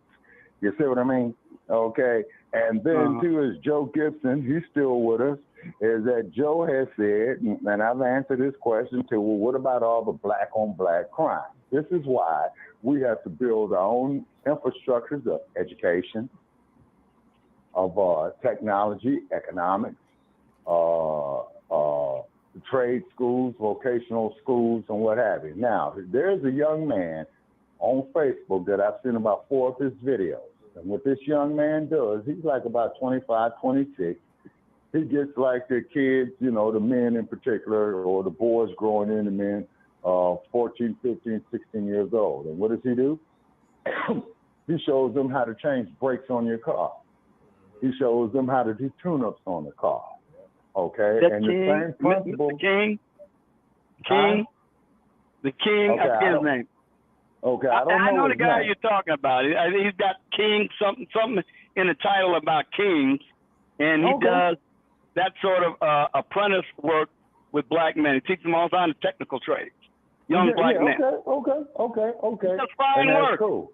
Okay, now Sarge, that idiotic racist institution that I despise in Los Angeles, California, called Hollywood, does a lot to ruin the image of the black male. Dr. Francis Cress Welsing had wrote about this here 50 years before it was implemented, okay? Old Tricky Dick and Henry Kissinger, they came up with a plan. We want to feminize black men. The reason why they wanted to feminize black men is because they hated the imagery that the Black Panther Party gave of proud black men standing up for their communities. You see what I'm saying? Also, too, other organizations that upgraded the image of the black male, the former heavyweight champ, I don't have to say his name. Another one was the Nation of Islam. You see what I mean? And then also too, and then you got to look at the brothers in the neighborhood, man, who do it on its own accord. They have sons, they have nephews. You see what I mean? And also too, the women, you know, who have brothers and stuff like that. Hey, come teach my son how to do this to be productive of the community, as opposed to being a damn inmate from the time he's 18 until he's dead. Okay. Well, again, I am heartened by black men these days. I hear more and more black men rejecting the platitudes and destruction wrought by the Democrat Party on the black culture and the black community. And only they singularly, by the chaos they sow with their damn governmental policies and their other policies they did, have wrecked the culture in the black community from being a church-going, two-parent family to what we got today. And that is largely and mainly the province of the Democrat Party in all these big blue cities. And more black men today are rejecting it than any time in the last 50 years. You got more and more black. Now, I don't know if it's going to be enough, but I definitely know it's more than it's been in quite some time. And that is a good thing. And I think it's beginning to trickle down and only trickle down to some black women, because black women are fanatically devoted to the Democratic Party. No, Sarge, on that, you're right. You see, they are. You see what I'm saying? But I'm going to be sitting my ass on the couch come election day and, you know, having a good meal and look at this circus unfold and try to show up what I got to show up, man, because I know all kind of shit is getting ready to hit the fan. Rather if it's the dump, as in human shit, and I want to make that perfectly clear, by the way. You always do. Or a cop mouth. Or a cop mouth. You see? That woman does not have black men's issues, does not have the best interest of black men at heart. You see what I mean? Okay. Not a single American in the United States does she have the best interest of. Not one of them. Neither does Trump. Neither does Trump. Right. Well, you know what? I'm going to go back in my little time machine because I kept notes on that era, and I kept evidence of that era, because the Democrats trying to make us think that it never actually happened, and it did. And I have objective records of the economic situation then, the employment situation, the security at the border, the international agreements, the trade agreements, and everything else. And I know it actually happened. No matter how much these people try to make me pretend the Trump presidency was the Potemkin village, I know it was the real thing. And I know damn well they're not going to elevate the most unpopular vice president in the history of the United States. People who think it's a drunken moron, all of a sudden she's a statesman to rank with Margaret Thatcher. I'm not going to believe that for one microsecond, and I'm going to keep reminding people what that wench actually is. She's a communist Harris. Okay, I ain't going to forget it. Argument for me, Sarge. Okay, Sarge, you ain't going to get no argument for me. Can you spell Ritalin, please? I ain't never seen anything like this. Ritalin? Okay, Sarge. How's that Go ahead, Dynamite. You didn't see what you actually saw 4 years ago. It didn't really exist. You didn't have a less than 2% inflation rate. That wasn't real. You weren't paying $3,800 a year for less for the same goods and services that you are now. I mean, none of that happened. They're telling us it didn't happen. You didn't see it with your own eyes. We're going to fix everything that Donald Trump. We're going to fix everything that Donald Trump is responsible for the last 3 years when he hasn't even been in office. Okay, Sarge. It's insane. Okay, Sarge. There's one thing that I agreed with Donald Trump with. Just one thing. Okay, Dynamite, you familiar with it? Brother Che, you familiar with it? Free Peace, you should be familiar with it. Jack 10 million people across the border. Okay, hold on. The border guard didn't do a damn thing about it. You got Venezuelan gangs taking over apartment complexes in Colorado and Chicago. I heard the citywide police radio transmissions last night. I used to listen to citywide radio. You know, citywide, we were issued a Chicago police citywide radio so we could respond to things if we were in the area where something was happening, maybe give them backup or something. I used to regularly listen to Citywide, and I'm hearing the Citywide broadcast of stairwells full of illegal aliens taking over a complex. They said they're full of them. Are you responding? And all these other cars going on, all these other cars up there. And now you don't hear nothing about it because they're covering it up. They don't want to hurt the rats. The rats are in trouble over this immigration thing, and all the publicity is not redounding well to their cause. Sarge, only thing that I was going to say, okay, is that Donald Trump said that I had to agree with when he pardoned Jack Johnson under the Mann Act. It was a posthumous pardon because Jack Johnson had beat so much white ass, okay, as that man said that he was with this white woman, taking her across state lines for immoral purposes. It was a federal crime, and Jack Johnson had to leave the nation. Now, Jack Johnson wanted to come back. And from what I understand off of research that I've done, is that they told Jack Johnson the only way you can come back to the United States is that you got to lose the heavyweight title, okay? And he lost it to a dude by the name of Jess Willard. And Jess Willard was the guy that Jack Dempsey kicked the living dog shit out of for about 25 straight rounds, and how he became the heavyweight champ, I think, about 1919, I think. Okay? Do you like Trump? Do you like Trump? Do you like Trump with the First Step Act? Who was behind the First Step Act? Sarge, I'm talking about Trump. You know what the First Step Act was? Do you know what it was? Sarge, you're deviating on me. I'm cutting you off. It had to do with federal press. You said no. You said that was the only thing you agreed with Trump about. Well, how about the First Step Act? He was releasing living prisoners from federal penitentiaries and giving them commutation sentences. Did you agree with them on that, Shabaka? Okay. You talking about when Biden had led to the mass incarceration of black folks, man. That's right. And Donald Trump dealt with that with the First Step Act. Look it up. Brother Check. Do you have access to that information? Talking about? He supposedly pardoned over 5,000 people, a majority of them black. A lot of them were, some of them were celebrities like Kodak Black and Lil Wayne. And actually, they actually paid him to get that. Oh, celebrities. Oh, they were all celebrities. Oh, they were all celebrities. No, I didn't say they were. We don't have no authority over state prisons. We don't have any authority over state prisons. We only got authority over federal convictions. Some of them. May I say that that Go is ahead, pandering. That's pandering to black folks because those people were popular. I'd have said, all of them,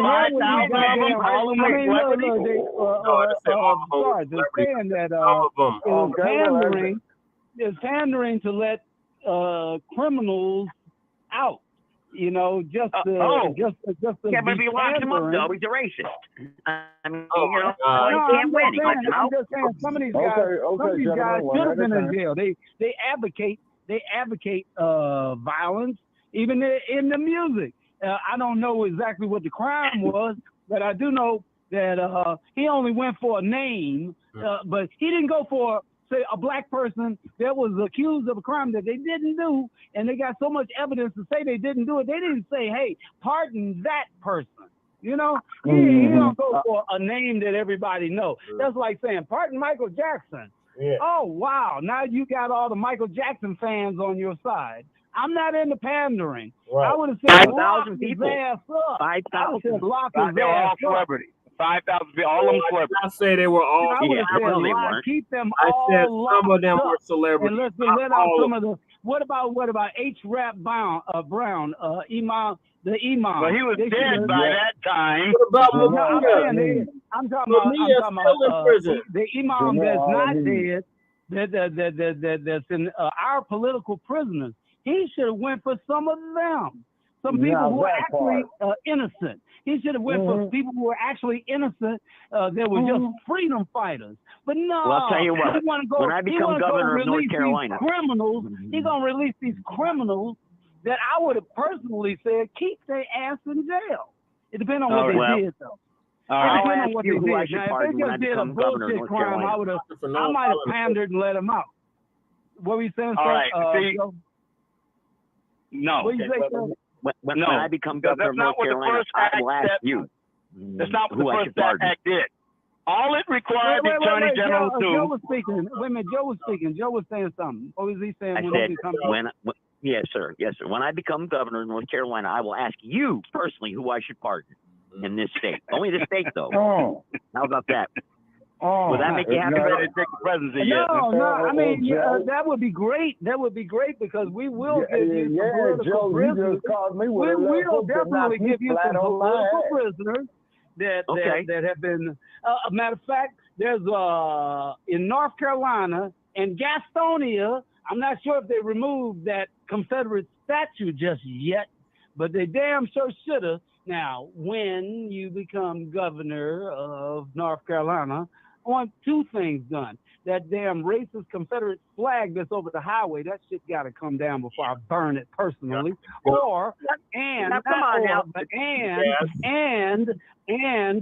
of the political prisoners right there need to be let out. But let's address that Confederate statue in front of the courthouse in Gastonia.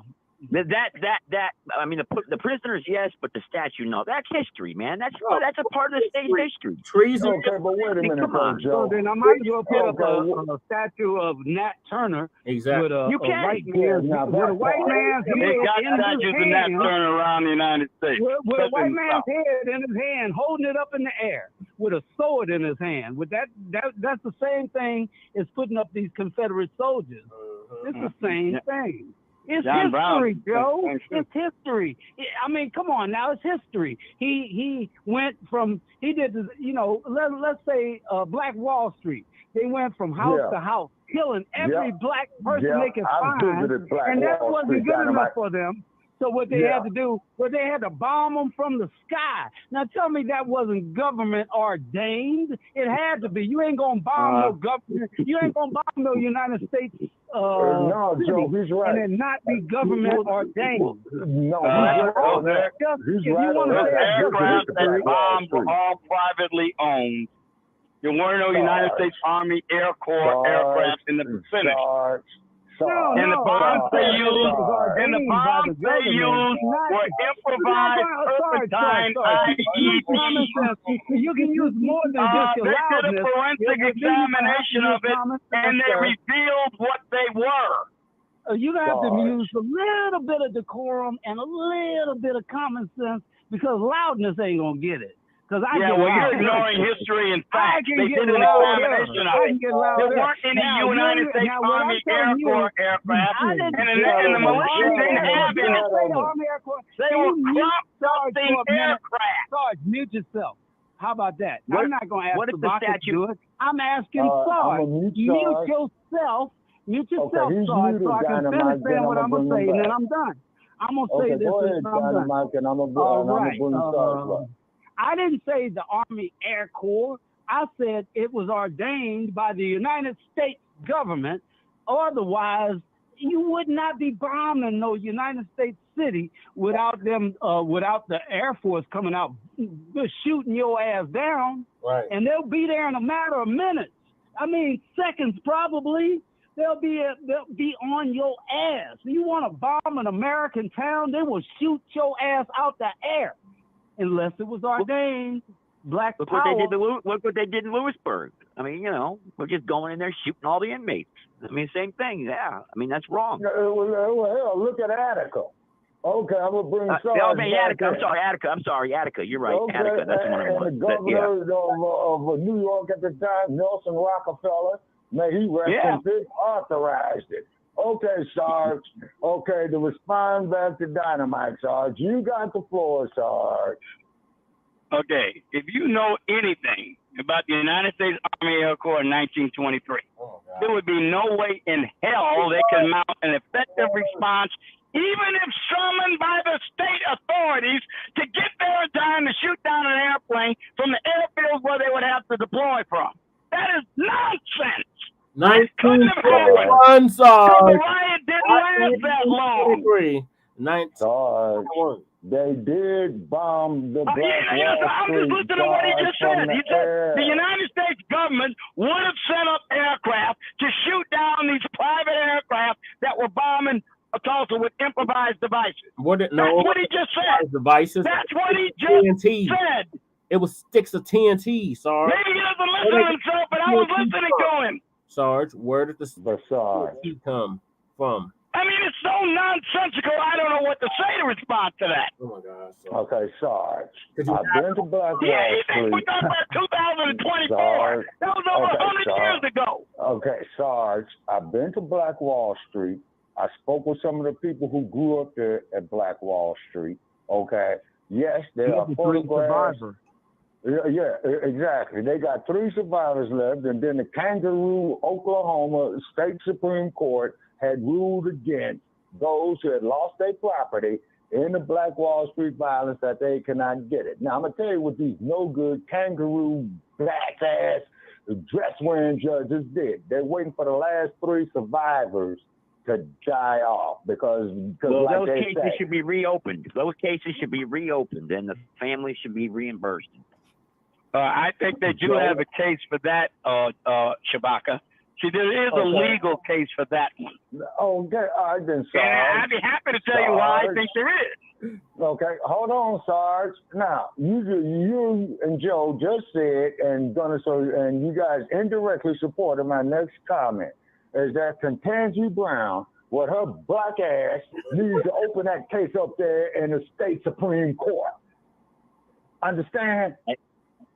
Yep. Wait a minute. Whoa. Stop now. Stop going off the deep end. No Supreme Court can open up a case on their own. Wait a minute. No Supreme Court can open a case on their own. They are an appellate court. You got to bring a court to them. You got to bring a case to them so they can then grant certiorari to hear it. They can't do it on their own. It's unconstitutional. Yeah, but a special prosecutor can apply for certiorari. Okay, you got to go through that process then. Okay, Sarge. This is why I say these fucking kangaroo courts, okay? Now, another place of kangaroo courts is the great county of Los Angeles. Yeah. You know, they've had some infamous cases there in Los Angeles. State, man. That ain't no example for nobody, damn California. Are you serious? Very, Sarge. The rest of the Mexico get Truth Bay now. I'm gonna go get Truth Bay. You say that. Oh, I'm gonna take Truth Bay on you.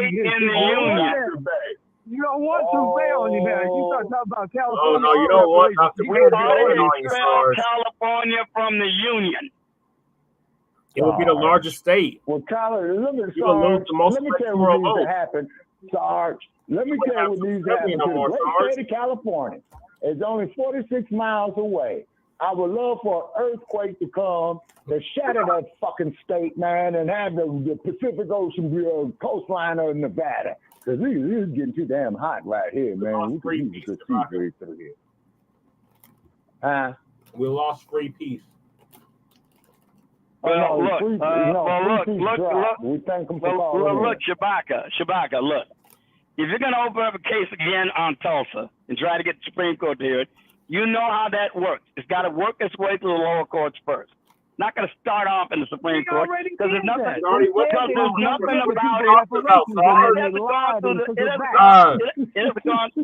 Stop lying. They lied and took it back, so you're probably not looking at the research. But when they had the 100th anniversary, the bicentennial anniversary of Black Wall Street, when we were there, they actually, the president came down the very next day.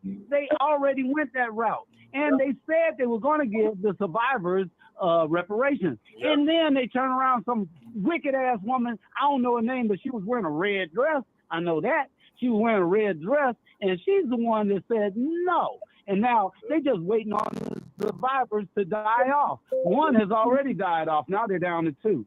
Yeah, they're down to 2, Dynamite. Yeah, you're right about that. Also, too, we got an unknown caller here. We unmuted your mic, unknown caller. And plus that, ladies and gentlemen, we're about to go off in the overtime within the last 5 minutes. Please do not hang up. Say that again? It's time to start making our closing statements. Yeah. Let's start making our closing statements because, as you know, Joe Gibson and Dynamite blog called gloves to fuck with us and shut us down within 30 seconds of overtime. They've been doing it, and I've been seeing a pattern of it. And we probably need to sue their asses to get our damn money back, man, because I am one unsatisfied customer. Okay, ladies and gentlemen, thank you for joining Shabaka'S Blacc Experience Enhanced this evening, ladies and gentlemen. And tonight, what we had talked about was election 2024, California reparations deception. And this episode 20 of season 9 of Shabaka'S Blacc Experience Enhanced, we were discussing the California State Senate. California lawmakers passed just one part of a 3-bill package addressing reparations for slavery and racism in the waning days of their state house session, and reports the governor, with his no-good stinking ass, had raised concerns. Dozens of demonstrators arrived to support the measures proposed by Senator Steven Bradford late Saturday, the last day of the State Assembly session. The bills were moved to the inactive file shortly before the session ended. Senate Bill 1403 would have created the California American Freedmen Affairs Agency tasked with implementing reparations and determining eligibility. And I lived in that fucking state for over 40 years, so I want my goddamn check. Okay? And to quote Oscar Brown Jr., I want my 40 acres and my fucking mule. Right. Senate Bill 1331 would have established the fund for reparations and reparative justice to eventually pay for the various forms of reparations. It has to happen if we're going to have meaningful reparations to the people who deserve it. What 160 years do for this, said Senator Steven Bradford, a Democrat out of D-Gardena, which is a small suburb outside of Los Angeles, who authorized both bills. Neither of those bills included cash payments for recipients of reparations, and neither of those bills went up for a vote in the final hours of the legislative session, effectively killing them for the year. However, 4 hours before the deadline, an unlikely move to put one of the bills to a vote. Republican Assemblymember Bill Essayli out of Corona, California, which is out there near Riverside, who opposes cash payments for reparations. Ultimately, no other assembly member seconded his motion to bring it to a vote. So his motion failed. We would also love for you Kamalasexuals, who we had a few, call in and tell us why we should waste our time on voting for her. And we did have those that called in with their questions, comments, and concerns, and our call-in number was 516-418-5996. Everybody pressed 1 and was heard, and you were live on the air. And this episode was for those 18 years of age and older, and this episode 20 of season 9 of Shabaka'S Blacc Experience Enhanced. And we got Sarge back up right here going with the closing comments. Those were my closing comments. And here we go. Okay, Sarge, your closing comments. Well, all of these legislative shenanigans by the state of California is more and more proof 90 seconds that all the Democrats do is cynically hold out promise after promise to gullible black people to make them think they're going to give them something. And then when they realize the political winds do not favor such a scheme, they withdraw it like, the rabbit in the greyhound race, the motorized rabbit and the greyhound, keeps the greyhound running after it. That's what this is with these Democrats and a lot of deluded black people that actually think they're going to get it. It's pathetic. 60 and seconds. I tell you what, they need to wean themselves off the school aid quick and start doing something productive. Okay. You get an argument from me on that one, Sarge. You're damn right about that, fella. You know what I'm saying? You're damn right about that one. Okay. Call it what's your name, where you calling from. We're making closing statements. 740. Okay. 470. 470. Oh yes, sir. My name is Kahari. I found you from Red live stream. Oh hey, brother, thanks for calling in. Yes, sir. Yes, sir. Well, it's not about Kamala question, but I just want to ask, are you against interracial dating or interracial marriage? 10 seconds. Okay, sir. My personal opinion on that is this. Me personally, man, I always prefer the sister because a black woman is God. Oh, Lord. Black power. Can I answer to him? Yes, sir. Please do. Well, I got somebody on the line with me that can do it a whole lot better. Black Power, Sheikh Imam Akbar, Black Power. I'm sure you can straighten them up on that. What's your thoughts on this California reparations deception? Set of circumstances in the backdrop and in the midst of American history, there's no benefit in us leaving our folks. We refer to as we the people. You have to make a cross-cultural, social, political connection in order to see the benefits of being and remaining amongst yourselves, as does most other nationalities. Especially the black man has to preserve his post of divine. There's a divine intervention in the affairs of black people, in the favor of black people. We have gained favor with Almighty God. That there is no favor in us mutton up. In other words, a mutt can run for president and win in the person of Barack Hussein Obama. A mutt, the half mutt that's in Kamala could potentially be again the president of the United States 2 months in a row. But we the people, they have never intervened in the affairs of black people because that was not their job. This generation that has been born and the leadership of Cornel West is a professor that's looking at us, and he is again a salt and pepper household, but he doesn't recommend salt and pepper households. The leadership of the most honorable Elijah Muhammad is the greatest blessing that we've ever had. And he never suggests anybody to leave our black self and go and be somebody else.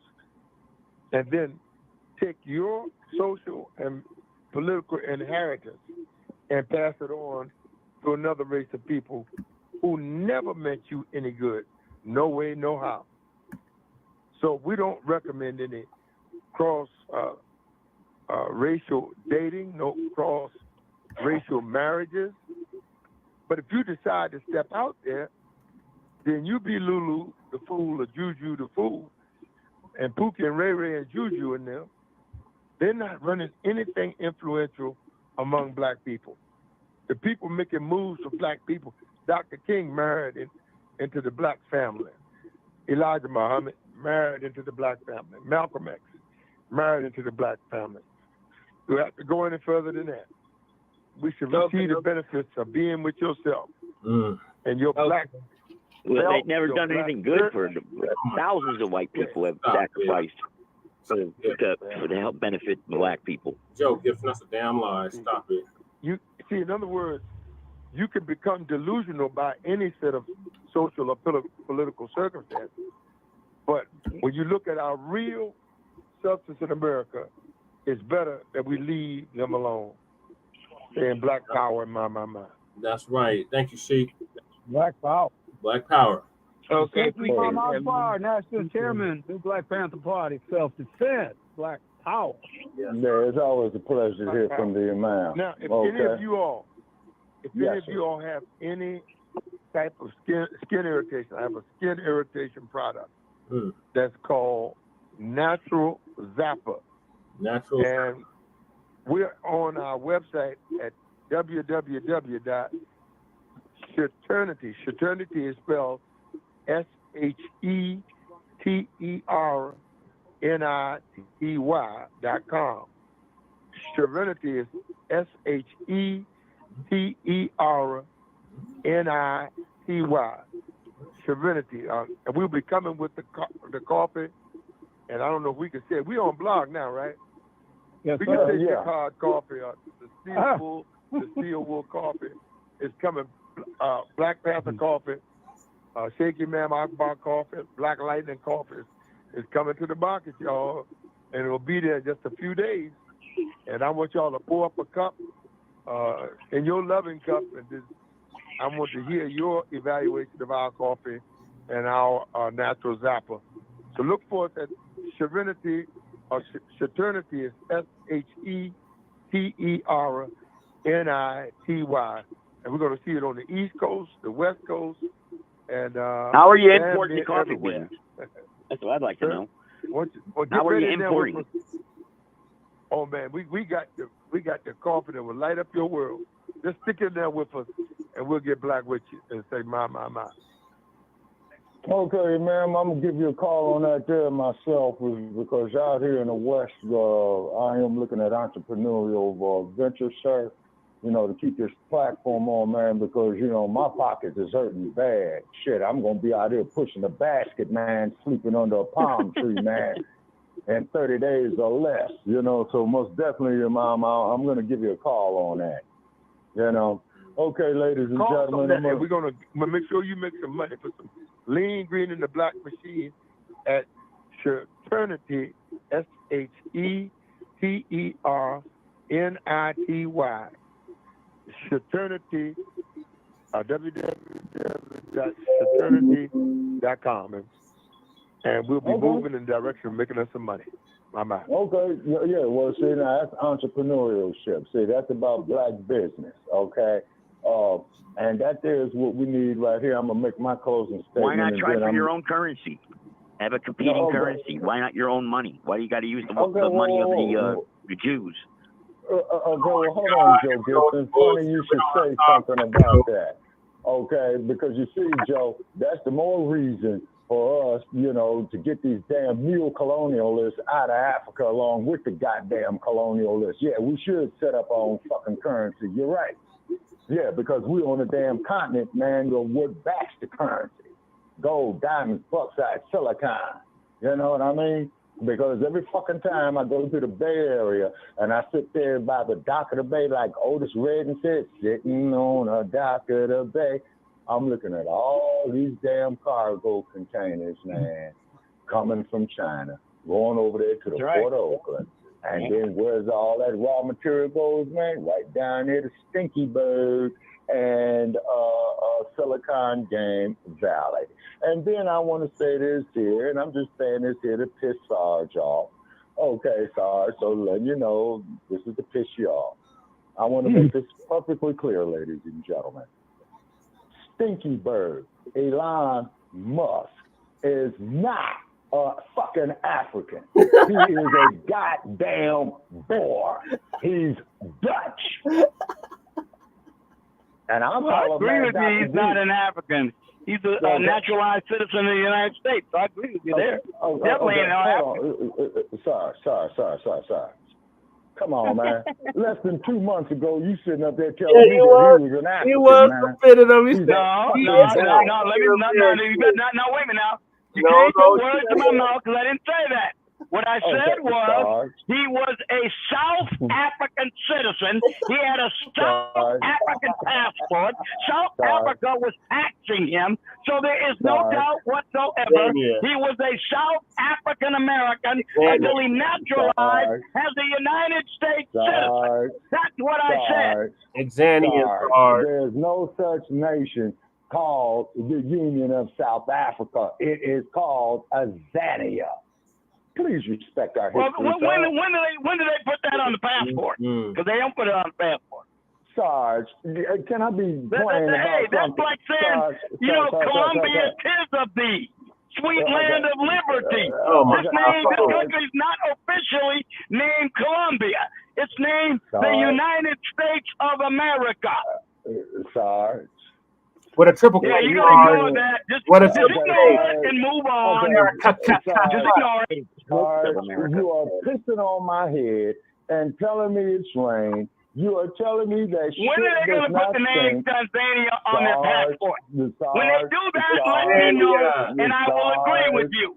Sarge, to quote the words of Mama Africa, we have passed down our traditions orally. But then when the white man comes, he says, poof, all of a sudden you exist, which is ridiculous. Don't take it So we over me, already Sarge. passed on the name that Tanzania is, but we ain't notified the rest of the world yet. Exania. Okay, whatever. Say it right, Exania. Sarge. Yeah, we ain't notified the rest of the world yet. Okay, whatever. Sarge. Okay, Sarge. Okay. That's Mama Africa speaking, and I think she's a I know. lot She more speaks for the qualified. government of South Africa. Right. Okay, Sarge, no, Mama Africa is gone. May she rest in power. Yes. You see what I'm saying? Okay. Yeah, but I don't think she has made a legislative act renaming South Africa to Tanzania. Tanzania was the original name, Sarge. Like, are you really this?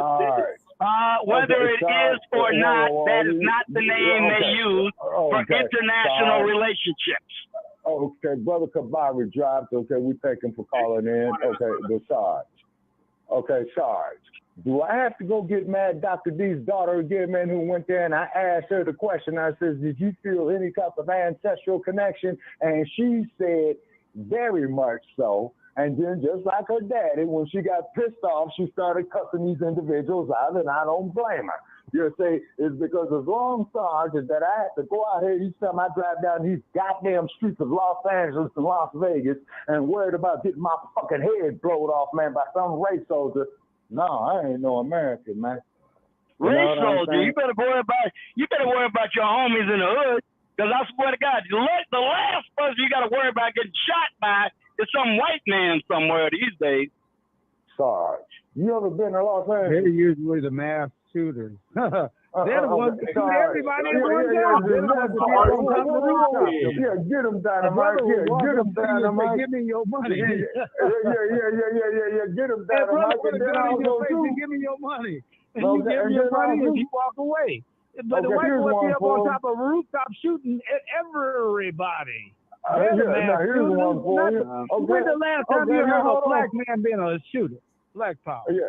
Okay. You might want to talk about that brother down there in Dallas, Texas, knocked out them 5 cops, 3 other people. You might want to ask him about it.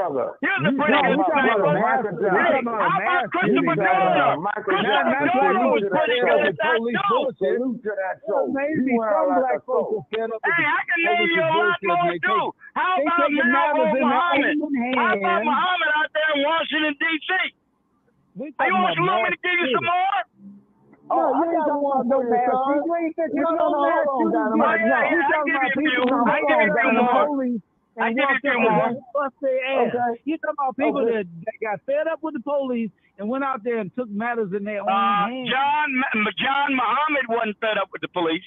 He wanted to knock people off. Okay, what about the guy that was in Las Vegas with the bump stop?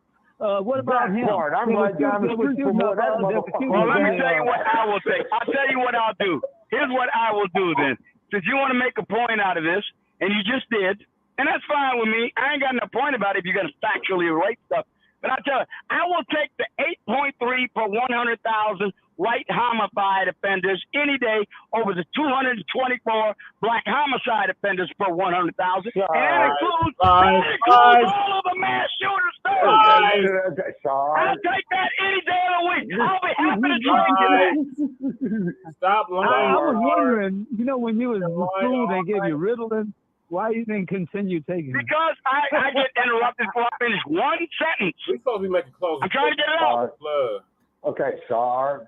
Now, Sarge, I got a question. Okay, give me the floor for 1 second.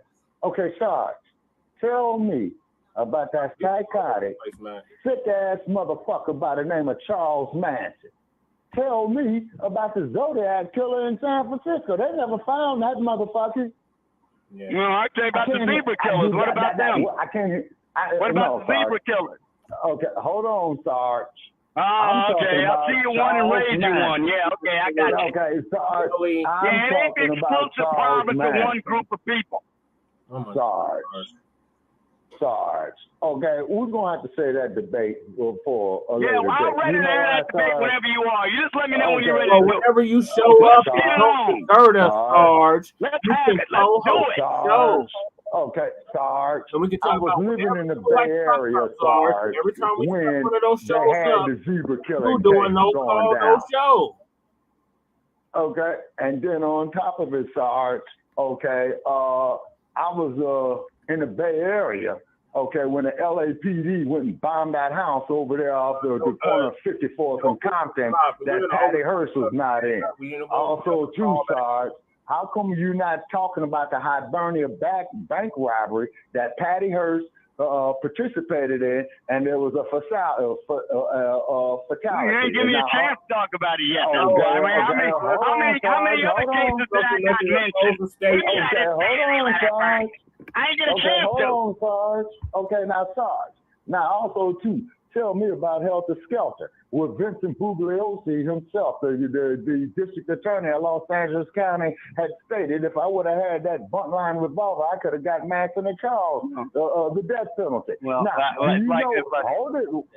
on, Sarge. Now, what about where the bunt line revolver was that Bugliosi needed to execute Manson's ass? Guess where the fuck it was, Sarge, when the little boy found it up there in the canyon? Guess where it sat? It sat in the police locker of the Van Nuys Division of the Los Angeles Police Department. The biggest. You're going to talk about the incompetence of the LAPD again? Episode 20 of Shabaka'S Blacc. By the way, I got the numbers right here whenever you want them, Shabaka. Yeah, I got the numbers too, so make sure they're right. Oh, no, you don't. No, you don't, because you would have. Oh, yes, I do. Already. I got the numbers for 2023. Shabaka, may I bring the numbers to the brother that says he got them? You can do I got the numbers too.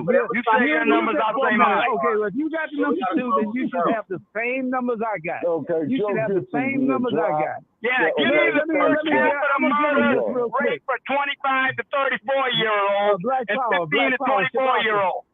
No, that's not what we were talking about. I didn't think you want to give me that number. I knew you wouldn't. No, of course not. I'm going to stick on the subject. So, may you mute yourself for a second so I can give it to you? Please do. Okay, here we go. We were talking about mass shooters, right? It says in the United States between 1982 and June of 2024, by shooters' race or I'm talking like you now, Sarge. You got me talking like you.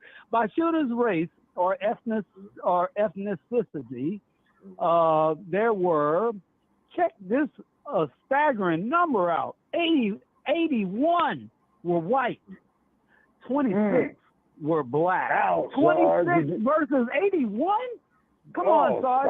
And there were 12. Wait a minute, let me give them all of it. Let me give them all of it. 81 were white, 26 were black, 12 were Latino, 10 were Asian, and 5 were other. 3 was Native American. They probably shot each other. But how do you look at those numbers? That's more than double. 81, 26 black, 26 black, 26 blacks divided by 81. What's that?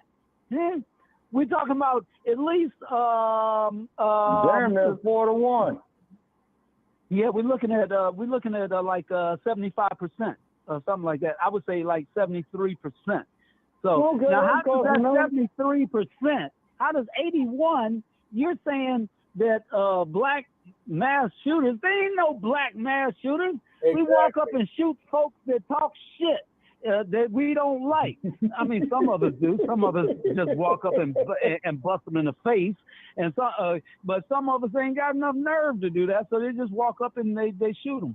But how many white folks have sat up on the rooftop across from a campus, from a college campus or somewhere, basically, lately what they're doing is like they did in Buffalo. They go down there and they target black folks. They not no longer doing mass shootings of just shooting everybody and anybody. Nah, they go and find a black store. They're in a black neighborhood and say, now everybody I shoot is gonna be black today. And you know what he had on his rifle? Tell him, Shabaka, what he had on his rifle. It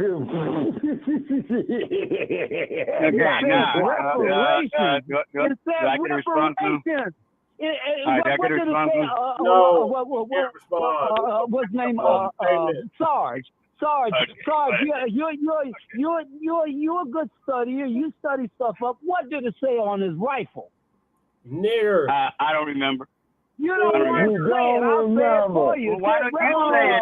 If you know what, say it. Don't say I don't want to say it. I don't remember. You know it, but you ain't going to say it. Dynamite. No, I don't know it. I don't remember what he said. I don't remember. I give you too much credit. I give you too much credit. I give you credit of having remembered like mine. Don't forget Ryan Powell. Am I ever going to get to respond to this or what? I mean, you already said you don't know, but it's 81. I said I don't know about one specific thing. Don't forget I don't know about one very specific thing. What he had engraved on his rifle. That doesn't mean I don't know anything. Darren Clebo and Eric. That doesn't mean I don't know anything because I don't know one thing. No, you know a lot, brother. That's why I thought you would know that. All right, so again, do I get responded about or what? Yeah, man, you can go ahead and respond. Okay, first of all, you brought up mass shootings, but I'm going to deal with that in a minute. No, but my answer was not about who commits the most mass shootings or who commits a disproportionate number of mass shootings. My statement was, can I say my statement, please? I just got started. Yes, sir. My statement was, let me say again what my statement was. I said, I would happily trade, listen to me, listen to words I'm using. I would happily trade the white murder homicide rate, including all the mass shootings they do, which if you factor all of them in, that means that white males between the ages of 15 and 24 do 8.3 murders for 100,000 white men of that age. 25 to 34 years of age, they do 7.6. That's including all the mass shootings. Now, black men, 15 to 24 years of age, are implicated. Can I finish? Go ahead, God damn, I just got started. I had to The numbers ain't that let me finish. God damn, let me finish. Now, black males between the ages of 15 to 24 are implicated in 207.4 homicides per year. And how many of them goddamn cases are fabricated? God damn it, can I finish? No. Yeah, go ahead, goddamn it. Between the ages of 25 to 34 are implicated in 119.5. So my statement was, I would happily trade the white shooters and all the mass murders they shoot for their homicide rate compared to black people's homicide rate. I'd be happy to make that deal any day. Lies. That's what I said. And then you changed the argument to who does the most mass shooting. Where are you at? I give up. I give up. I can't finish my goddamn statement. Motherfucking hell with it. It says 89% of the mass shootings. 89%, Saul. The mass shootings don't make that many of the homicides. Your chances of getting shot by white men being a random listen to this, y'all. Mass shootings are not a great subset of homicides. Sarge, stop reading. Hey, look, ain't no black man gonna walk up to you and say, "Give me all your money." He ignores everything I say. I respond to everything he says. Well, white okay, well, if a black man walks up and say, "Give me your money, your life," you give me your money. He responds to everything. Well, like that makes a difference to the person who got murdered. That makes a difference to the person who got murdered. No, 89% is what I just read. Sarge, it's propaganda. When and you like say I said, it's not. 13% of the population for what white men do. 2% of the murders, that's propaganda, Sarge, and it's just not true. Oh, it's propaganda. Oh, I see. So let me see. Between the ages of 15 and 34, we've got a total of 16 to 362 murders per 100,000 black men of ages 15 to 24. For white men of that same age range, we got 16. And you try to tell me there's anything comparable? Lies, and more lies. And you just disregard it as lies. Well, I tell you what, every one of the homicides has got a police report attached to it. Every single one. Sarge. Okay, and how many of those police reports are fabricated, Sarge? As you would like to You fabricate a dead body. It's dead. It goes to the morgue and the medical examiner cuts it up and turns it into a canoe. Sarge. Sir? population committing 52% of the murders. That makes no sense. That doesn't even mathematically make sense. White men are more than 62% of the population. That means they're underrepresented for homicide. Black men are less than 6% of the population, less than 6%, and they commit 48% of the homicide. That doesn't even make sense, Now, see, those are simple numbers that you just don't like. Sorry. Okay, sorry. What you're saying makes aren't even matching up with what I'm looking up. I'm looking at it. I'm researching it as we speak, and it ain't in there. What you're saying is in your head. Sir, let me tell you what you can get. All right, I'll tell you, and if you can't find it, I'm going to tell you where you can go to get it. That are written in your head from the teleprompter. Don't say CR. Don't say it. There's never a dull moment on this show, boy. It's at 86%, Sarge. So where do you get your numbers from, you brother? keep sticking on your figures like it proves something. I respond to it, and then you come back with it again. Yes, but I'm reading it. I'm not coming out of my head. What I said to start this whole argument. I'm looking at the news right now, showing a white dude going into a damn bank, man, with an AK-47, okay? And I believe it's down there in Great State, Tennessee, okay? And this is the Covenant shooter and legal limbo. Now, you see how these that wasn't no he, that was a crazy bitch with a mental problem. Okay, and this motherfucker is strapped up to the utmost. And women don't commit homicide for the most part anyway, especially white women. Oh, my God. You're right, they don't, because it was only 15% of women. Yeah. White women of that age range commit less than 2 homicides for 100,000 white women. So they don't even commit homicide. Statistically, they almost don't commit homicide. Well, black women only hit their boyfriends in the back of the head because they're on the black radio women yelling. Make up 8.7. Black women make up a higher percentage of murders than white men. You better look behind you, Sarge. Black women make up a higher percentage of homicide offenders than white men do. Okay, then answer me this. A woman will have a big black skillet ready to bust your head open. See, this is what I mean. He just ignores everything you say because you got a narrative. Okay. A narrative is all he's got. I'm being serious. See, what I'm saying is that our people don't do stuff at random. Right. You gotta really? Woman for her to hit you with a frying pan. No. Well, there ain't no impulse to some 16-year-old murderer. Okay, wait a minute. Wait a minute. Let me ask you a question. I ain't never heard this so crazy. I don't know what kind of murders you ever dealt with. I don't deal with murderers, but I do have a question for you, brother. I mean, they get the impulse in their head and they just determine to kill somebody if they have to. This will solve a lot of questions in my mind. Are you married to a white woman? No. Next question. I just answered your question. What the hell are you laughing about? You a hyena? What's the matter with you? No, I'm not laughing. I was asking seriously because if you got a black woman standing behind you and you giving us all this attention, she just very well may hit you in your head with a big old black. Well, I don't marry women that fucking nuts. Maybe you do, but I don't. No, I ain't gonna marry a woman that flies off a handle like that. The woman that I married for 32 years was a rational, sensible woman who wouldn't do no stupid, insane shit like that. Okay, all right. All right, so there. You go ahead and deal with the women you want to. I'll deal with the ones I dealt with. Oh, my gosh. Oh, no, I didn't say I deal with them. 15% and again, it isn't about me or my late wife.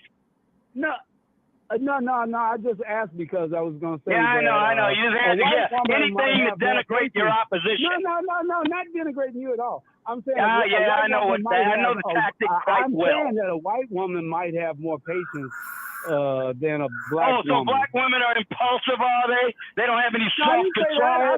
What are you, a racist or something? I only deal with black women, brother. I only deal with black women, so I wouldn't even know how a white woman would handle it. That's why I was asking. So you're saying black women don't have impulse control. If they get offended by something you say, they got to bash your skull in with a frying pan. Is that what you're saying? Yeah. Don't you know something? Okay, well, you don't like black women very much, do you? I only deal with black women. Stop it, son. Because I wouldn't want to hang out with any creatures like that, much less marry them. If I really believed that was true about a black woman, I wouldn't live with God. I got a sister that I've been with over 20 years, and if she heard me giving you this much attention, she would take my phone out my hand and hang that shit up. Yep. Man, it seems like you got ladies out of control. It seems to me like you got a woman that can't control herself. You want to make it out of control because I asked you if you had a white wife. That's why you want to make it personal. And I answered the question no, and you're still stuck on that thing. I answered the question no, I don't. No, I don't. No, I don't. So what is the point? A real black woman gonna snap on you if you don't give her the right attention. Gentlemen, I don't have a white wife. I'm saying a white people. I mean, you got a white woman may have more patience. A white woman would have more patience. Do you eat them or you just strew them along the path? No, I'm saying a white woman might have more patience with you than a black woman. Gentlemen. Not that I wouldn't mind one if it was the right one. See, now we're getting to the root. Now we really don't get distracted, my man. I don't have a white wife. I was married to a black woman who was the only woman in the world for me, and you're the one who wants to pedagogue with all this bullshit, this racialistic bullshit. I wouldn't have any problem whatsoever with marrying any woman that I thought would be suitable for me. It just so happened that a black woman was suitable for me for 32 years. Well, that's good for you, brother. I should. Well, you know what you need to do is stop making shit up. That's what you need to stop. I answer questions, goddammit. I ain't making goddamn question. I answer a fucking question. I said, are you married to a Look, I asked you if you was married to a white woman because you pander to white folks all the time. So I was wondering if you what I don't is tell the truth is I see it. And I don't pander to you. Don't even pander to white folks as much as you do. No, Joe Gibson not even pandering to white folks as much as you. What he does, that's his business. I'm doing what's on my goddamn mind. Not what you think I am. I can make up shit. I ain't got no desire whatsoever to satisfy your bogus ass. Well, first of all, I hear everything your bogus ass is saying. Don't fucking say Mama, wrong you ain't talk about a motherfucking Uncle Tom ass police that want to be a motherfucking Uncle Ruckus.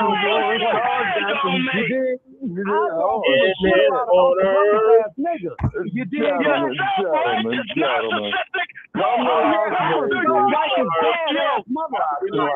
You dig that? And you know what I'm saying? Because I didn't say fuck you to you. I didn't say fuck you. I just asked you a simple question. Take that down in the listening, narcissistic blowhard bastard. Motherfucker, you ain't law enforcement no more, boy. Your ass is retired. You just a motherfucking citizen like me.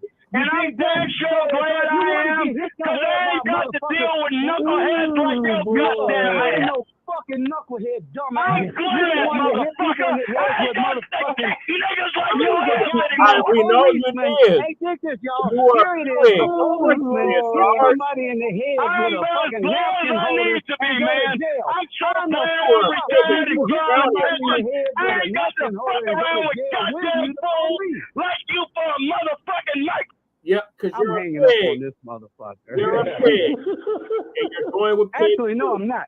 I'm going to let your ass have it. What else did you want to ask me, homeboy? And I mean boy with a capital P. Like a bitch boy. Because you're talking like a bitch boy to me right now. I ain't asked you a simple fucking question. I wasn't going to like start cussing at you and shit, but your motherfucking ass want to get fucking laid the fuck out. You fucking with the right one now. You dig that? Anyway, I'm sorry, Shabaka. I apologize, Shabaka. I damn sure. Actually, I like Joe Gibbs and I like Sarge too. I like talking to y'all. I wasn't trying to make it personal. I was just wondering why you stand to the white folks so much. I mean, you say we don't need reparations. You say you'd much rather be shot by a white man than a black man. Ain't that some stupid ass shit? I don't want to be fucking shot by either. I'm your motherfucking protector, god damn it. I'm the nigga that will come to your motherfucking aid and fucking protect you, whether it's black or white, on your ass. Take your fucking Ritalin, calm your ass down, and don't fucking cuss at me again, because I will lay your ass out. Now you can let it back up. Pull them back up. I ain't got no problem with it, but don't have no problem with me, because you get a problem with me, I'm going to take it personal. Gentlemen, okay, I'm done. Okay, Dynamite, thanks, man. I've been yelling on this fucking thing ever since I came on. I've been yelling ever since I came on. I came on the line and you was yelling. I was like, damn, homeboy, do you need Ritalin? You need to take a fucking... No, what you need is manners, you son of a bitch, and you need to learn how to be civil. Oh, okay, I see what's the problem now. He called me a son of a bitch because he said he was married for 30 years. So if you were married, oh my God! So you're saying you're not married anymore, or you're saying your wife is not any longer with you? Is that why you're? No, what I'm saying, I'm responding to someone who has no other means of argument than unsupported attacks on people who he doesn't agree with. That's what I'm doing, and I'm responding to you in the best way I know how. You with responsibility, motherfucking manners, disrespect and disregard for you. Jump side, kick your ass. Thank you for using Blog Talk Radio. Goodbye. Damn, Shabaka pulled the plug. Thank y'all for tapping in. Yeah, sorry to calm the goddamn down. Let me in the back door at least. Jesus. Jesse don't even want to let me in the building. She just got out the shower. Man, you gotta unmute yourself. I can't unmute. Man, you gotta. Okay. Is it echoing? I can see me moving. Okay, man, what did I miss? Because I was in there doing everybody's fucking chores. What did I miss? Shabaka, Sarge, and Dynamite got into it. Man, Dynamite, I felt like Dynamite was giving him the good old dragon. He was. Black power. What did Sarge do? What did Sarge say? Or what did Shabaka say? What did you instigate? I didn't instigate nothing. Yeah, Sarge, right. Sarge, well, Dynamite had asked Sarge if he had a black wife or if he was married to a black woman. That's right. And then he said, yeah, I was. And then all hell broke loose after that. Man, I feel like Jesse's only giving me vague information, Mac. Somebody tell me the truth. What happened? There's no way did this go over one question of whether or not a motherfucker had a black wife or not. It was. That's how they got started. Fuck you, motherfucker. This, that. And then Sarge started talking about, I know how to deal with niggas like you. I dealt with y'all. Blah, blah, blah. I'm like, oh yeah, you definitely. Here we go. Yeah. What did he say? You gonna arrest him? You gonna tie him to the whoopee tree? What did he say? He said he know how to deal with niggas like you. Well, how was he supposed to deal with him? How police deal with us. Ooh, he didn't say that. That's what he was alluding to. That's what you think he was alluding to. Was he alluding to that? It's up for interpretation, but that's what I gathered. This was the best show ever. Damn, Meg, you just ought to say, let him fight. Yeah. I feel like I gotta listen to it because I only got like a third of the fucking information. It's like watching Fox It's not News. a third of nothing. It's the truth. That's what happened. Where's Shabaka in all this? Where's Shabaka in all this? Who was moderating? Who was managing? Me and Shabaka. Shabaka. It was too live for Jesse to be telling the truth. I came in right at the good time. It was too live for Jesse to be telling the truth. We just can't go into a proper closing. I feel like somebody instigated that shit, kept it going. What happened to Joe Gibson? Joe Gibson dropped too. You just ran off the white folks. Yeah, Joe Gibson was talking now. Oh yeah, everybody was slaves. Blah blah blah. In my world, he's gonna be a slave. Right. And he said, how you gonna get reparations from the United States government? Oh my God. In my world, he's a slave and I'm whipping him all day. And his name isn't Joe Gibson, it's Jerome. Jerome. Joe is now Jerome. I'm gonna be whooping his white ass. Right. And backwards day. Upside down day. Yeah, that's where see, Max. Get whooped. See, Max, right? He said I was telling the truth. Jesse looked guilty he as fuck, said Sarge was butthurt. Yeah. He said, and look, Dynamite just don't come out like that. Like, usually he's more like, calm down, nigga. He tried to calm down. But you ain't gonna talk to me that Sarge long. sounded like he was gonna blow a damn gasket. Like he's about to have a damn aneurysm. Hey, you gonna keep your police ass over there. Dynamite usually more calm. Man, Jesse looked guilty as hell when I walked in.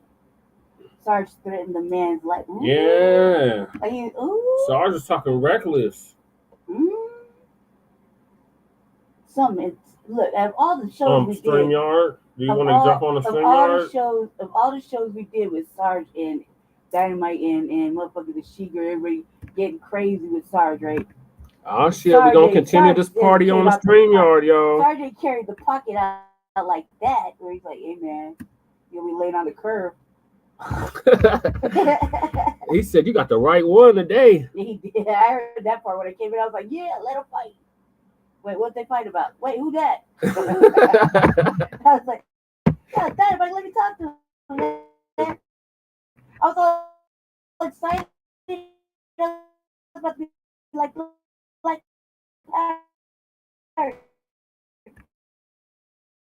and all of a sudden, man, it's just going. Why, Shabaka? Why? You fight with him all the time.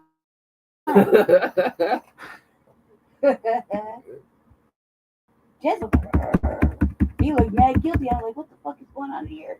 He wants to attend. He's like, you got the right motherfucker. I was like, ooh. What do you mean he wants to attend? Don't share this link out to everybody, Shabaki. Who's who? Who wants to attend? You said, who wants to attend? y'all? Only if he's going to be acting, you know, roguish. Oh, okay. I was like, we don't want to go. Yes, you do, man. We say that for Thursday. No. That's what Thursday's for. No, it's roguish Monday. It's roguish Tuesday. Everybody's acting real. No, this is Fuck the Cops Day. This is Happy Fuck the Cops Day. Man. And twice on Tuesday. Jeez, Sarge came at him like that, huh? That's how Dynamite came at him. Like, we hear Sarge upset all the time. I used to say. Oh, okay. I used to tell Sarge if he was going to have. If he had I'm in the studio. Shabaka's in the building. If Sarge had the heart I never heard Sarge. 285. That shit was crazy, man. That shit was crazy, man. You know, them dudes should go get them a damn boxing license here in Nevada, man. You know what I'm saying? Get the link to and put on send the link to Dynamite, Shabaka. Yeah, send the link to Dynamite. Okay. All right. Hold on. Okay.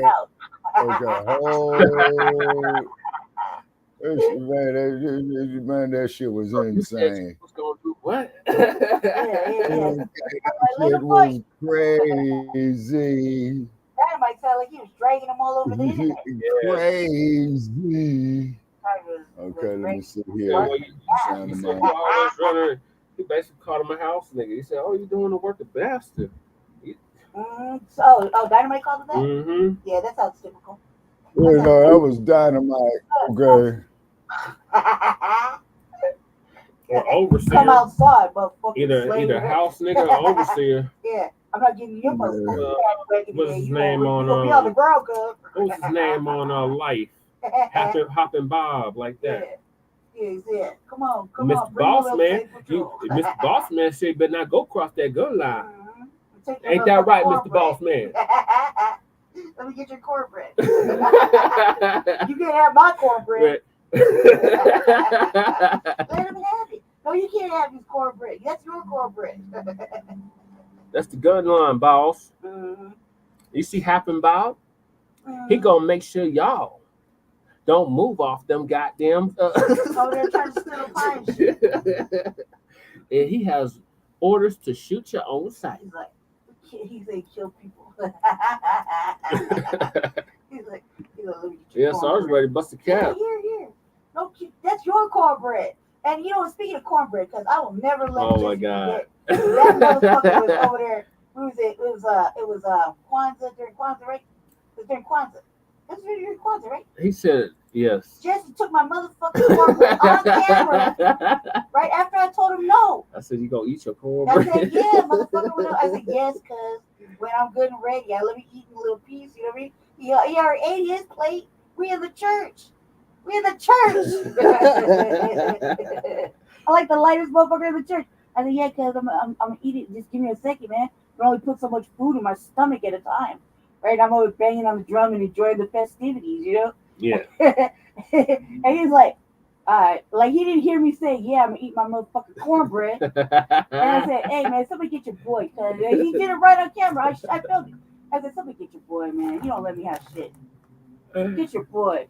Somebody get your boy. Damn, boy, Sarge went all the way street, boy. Call him a nigga and everything. God damn. Moment. I got it on film. I'm not lying. I got it on film. I was enjoying the festivities with the old ladies, watching this old bed wench dance off rhythm and shit, looking at me all fucked up. Oh, you talking about Meridian? Yeah, from my own drum. I'm like, bitch, why you looking at me all crazy? You're straight as motherfucking fuck. And he dancing all weird. The old ladies got more rhythm. Right. Like, well, bitch, they won't let me touch the drums. I brought my own. Fuck. Right. You know what I mean? And the whole time, I was like the ladies motherfucker. They were like, they love me, right? Hi, Lady J. Hi, Seduction Doc. Oh, you're so pretty. Take a picture. Oh, you're so pretty. I was having a great old time banging on my little drum. Jesse knew. I was like, man, you eat your plate. That's your plate. You eat your corn. You already ate your cornbread. Go ask him for it. No. I said I'm gonna eat it. Yeah, because I plan on it. I gotta do it right now. Oh man, fuck. And he took it. Right there, it's like like, man, I would go and make a scene, but we at church. I want to tell on him. She was taking too long, y'all. I can't snitch. She was babysitting that cornbread. Oh man, like I'm a girl, like delicate eating in public shit. Dynamite called Sarge a regular citizen, and that's what really pissed Sarge isn't he a regular citizen now? Yeah, he said he's a regular citizen. He said you ain't no pig now. What you gonna do about it? Right. Knuckle. You ain't got no badge now, nigga. What? I'm the right one. I came in when I'm the right one. Yeah, Dynamite calls Sarge a regular citizen, a regular citizen. That really pissed Sarge off. Yeah, it's getting self-righteous for this bitch. Oh boy, that shit there was off the hook tonight, Mac 285. Thanks for just joining us, man. Hey, Mac 285, we're gonna sell that motherfucker as a comedy, man. Talk about politics and then we go down like that. No reparations discussions, huh? No, we did have the reparations discussions. Sarge kept denying it. There to there. Oh, yeah, we had the reparations discussion on it, and the goddamn state of California owes motherfucking reparations. And I sure in the fuck gonna be going back into that raggedy motherfucker to collect mine. I'm sure it is with everybody's property. And then of course we can for calling in tonight as well too. I said, well, then if there's no statute of limitations on murder, then all the people that got killed 100, 200 years ago, their murders need to be brought to justice. Who? What about the casual killing that? To call fucking Joe Gibson a motherfucking anchor baby or tethered and give him a riot act about why there's mulattoes and shit. It's his fault. But Lady Che, they still qualified for the auction block. Look at a movie called A Band of Angels. Your people. Mac said it was Mac 285. Hey, Mac 285, help us market that motherfucker, man.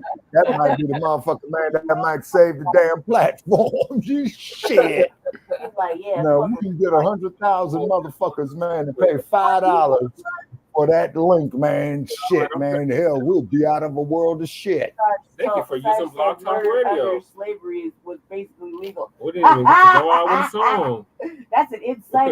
We just went out with an insight for a punch to the mouth, huh? Yeah, Sarge. Yeah, Mac 285. Sarge said murders under slavery were basically legal. And this is why I appreciate a brother by the name of Matt Turner after he doing said the great work that he did. Limitations on murder. Man. Yeah, now see, I wanted to kick his ass after that statement. I feel you, Mac 285. Yeah. Is it the Coon Awards time yet? Oh, it's always the Coon Awards time. Because I told him I'd make him awards. Yeah, Sarge took the cake tonight with that shit. Yeah, he definitely is ass kicking. He sure did. Where's Dynamite, man? Well, I sent Dynamite the link, but keep in mind, Lady Che, Dynamite is 2 hours ahead of you guys, and he's 3 hours ahead of me, so it might be midnight where he is. Yeah, he probably had to cool off. Yeah, because about, I'll show that motherfucker. Like, oh no, we don't want to. We're gonna go take the Panthers over to his house. Yeah, right. What's your address, nigga? Drop your addy. Right. That's what the youth say today. Drop the addy. Okay. Now, when Dynamite brought up that crazy motherfucker out here in Las Vegas, man, that shot up the airport, man. Yeah. The Mandalay Bay, that motherfucker's right down the street from where I'm at. Oh my God. Man. And then here's the cold part about it. I got a little cousin who works over there at that airport and said that the crazy motherfucker over there was trying to shoot at the goddamn airplane gas tanks. Do you know how volatile airplane gas is, man? Right. I mean, man, you ignite a whole full tank like that of airplane gas and you blowing up half the fucking neighborhood. Surveillance or some shit. Or is that Joe Gibson? He said, you can't come to my house. Remember? Yeah. He's like, you look good trying to come to my house. Yeah, Mac 285. Yeah, it was bad. And then all these drunk motherfuckers out here too, man. I ain't going out on the street until tomorrow, man. Why are you gonna do that? And then remember that article we read that Michael shared? They said he didn't get no votes. That's not funny. Yeah. Well, one thing I will say about Joe Gibson, he did stand up to the plate defending himself about being a neo-Nazi. You know what I'm saying? Oh, he denied it. You know? Yeah, he denied it. Come on, man. He denied it. He denied it. The brother that called in earlier. Okay, win, lose. That's out. Okay, win, lose. Yeah, that's brother Kabari. Is it Kabari or Kamari that called in? He called in at the very end. Okay, well, thank you for calling in, brother. I almost got arrested in Las Vegas when I was 16. Yeah, Las Vegas is crazy, man. Yeah, Mac 285. This is Sin City like a motherfucker, you know? I never got to go. Yeah. This is Sin City, man. Shit, I stay off the street at night, man. Bought some drugs, got back on the ground. That's as much as I saw. Yeah. So I shared that shit. Hey, brother Chad, I shared that shit on Twitter. I shared it on Facebook. Cops couldn't legally do shit. Okay, thank you, brother. Brother Kahari called in. He just going to juvie for a little while. Oh, okay. Yeah, we thank the brother for calling in. You know what I'm saying? And Kyrie. Okay, win, lose, it's it. Have you thought about teaming up with Umar and do business? Oh, you know what's so funny? We had him on our first season. We literally we did have Dr. Umar there. Yeah, we had Dr. Umar with us, man. And I am trying to reach out to Dr. Umar because, I need Umar back in 2016. I want my money back, guys. I want my money back. Oh, for the school? Yeah. Oh, okay. Yeah. But, I respect Dr. Umar's knowledge. He is a scholar, you know what I'm saying, is because you got to be a bad motherfucker, man, to go get you a PhD. That is a whole lot of work. That's 8 years. And then remember that had him on the TV one. They was trying to interrogate him on the show. Who? Dr. Umar?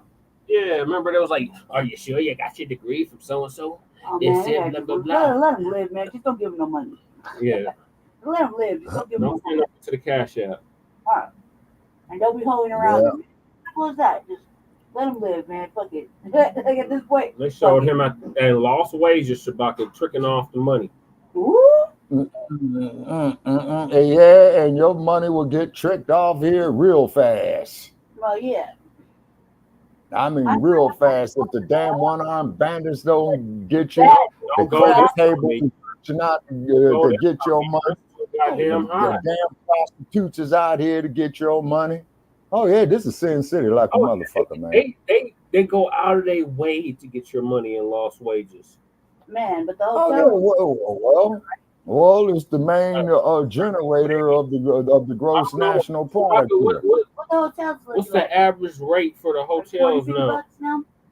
Okay, what happens is, man, let's say for an example, you get your motel room, man. You know what I'm saying?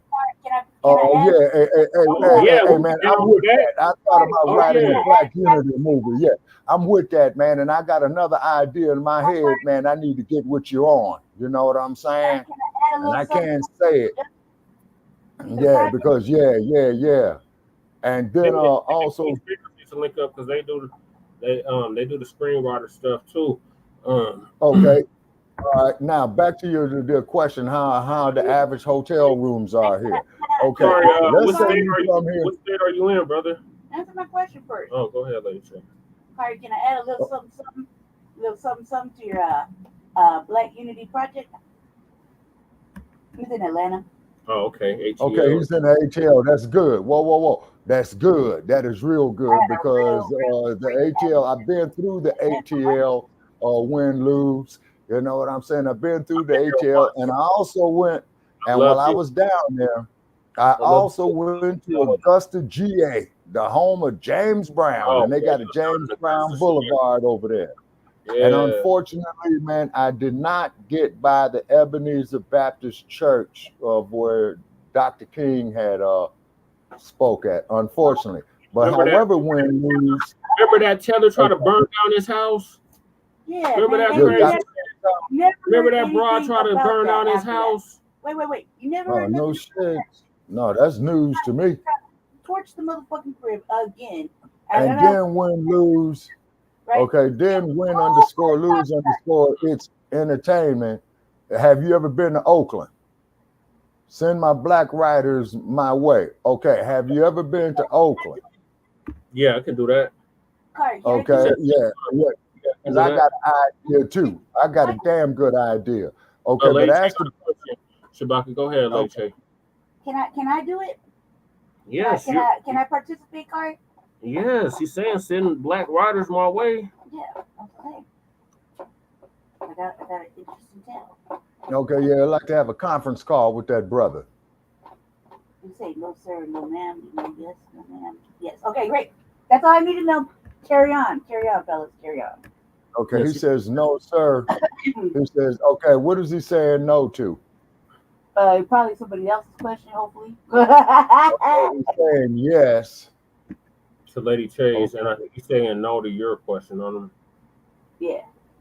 No to my question? Yeah, he said no, sir. Okay, so he never been to Oakland. Okay, let the brother know that it will be my pleasure. Okay, and also too, Brother Che, you know, when you and I were supposed to hook up there in Berkeley, it would be my pleasure, you know, when we get some money to go up there to Oakland and to go over there to Defirmary Park. That was the Panther Den. I would like to do that. He said, he said no, sir, to the question. Okay, and then, no, sir, to the Oakland question. Yes, sir. Okay. Now, brother, he says he just types fast. Okay, I could take you down the original streets of where Dr. Newton, and the party, you know, were protecting our safety. I can take you to the Alameda County Courthouse of where they tried Dr. Newton, and no disrespect to Dr. Newton's family, and no disrespect to Dr. Newton's family. I could also take you to the street where Dr. Newton was murdered. Yep. Yeah. You could. And keep in mind about Oakland. Oakland, California is known for three things: pimping, prostitution, and the Black Panthers. Oh, God, no. And the Raiders. Yeah. The three P's of Oakland. Here's are the 3 P's of Oakland: Oh, he said pimping, prostitution, Panthers. My bad. Shit, You can say 3 R's. No, I thought he said the 3 P's. I thought he said 3 things. Like 3 P's. My bad. Enunciate better, shit. Okay. Pimping, prostitution, and the Black Panthers. And the Panthers. Yep. Yeah. All right. Yep. And so so I'd like to set that up, and I do believe that. Okay, but I do believe, man, is that they do have a celebration to the Black Panther Party every October since they did the 50th anniversary. I think what they do, because I do know they had the 55th anniversary there last year. Wait a minute. Yeah, wait a minute. This would be the 55th anniversary coming up 2020, 1966. No, it will be the 56th anniversary. And I doubt it very seriously. Jesse muted me and I was over there just chopping it up. I want to hear what Dynamite got to say. I needed a recap, like the recap of. Oh, it's in the last 10 minutes. Yeah, it was going in. I walked in, I was like, what the fuck is going on here? Let him fight. Oh my God. Hold on a second. Okay, who you calling, Brother Pear? Somebody's calling somebody. Dynamite. Calling Dynamite? You know it. Yep.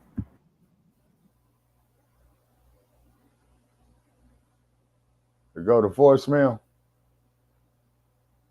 No, it's just ringing endlessly. Okay. It's probably sleep. It's midnight there.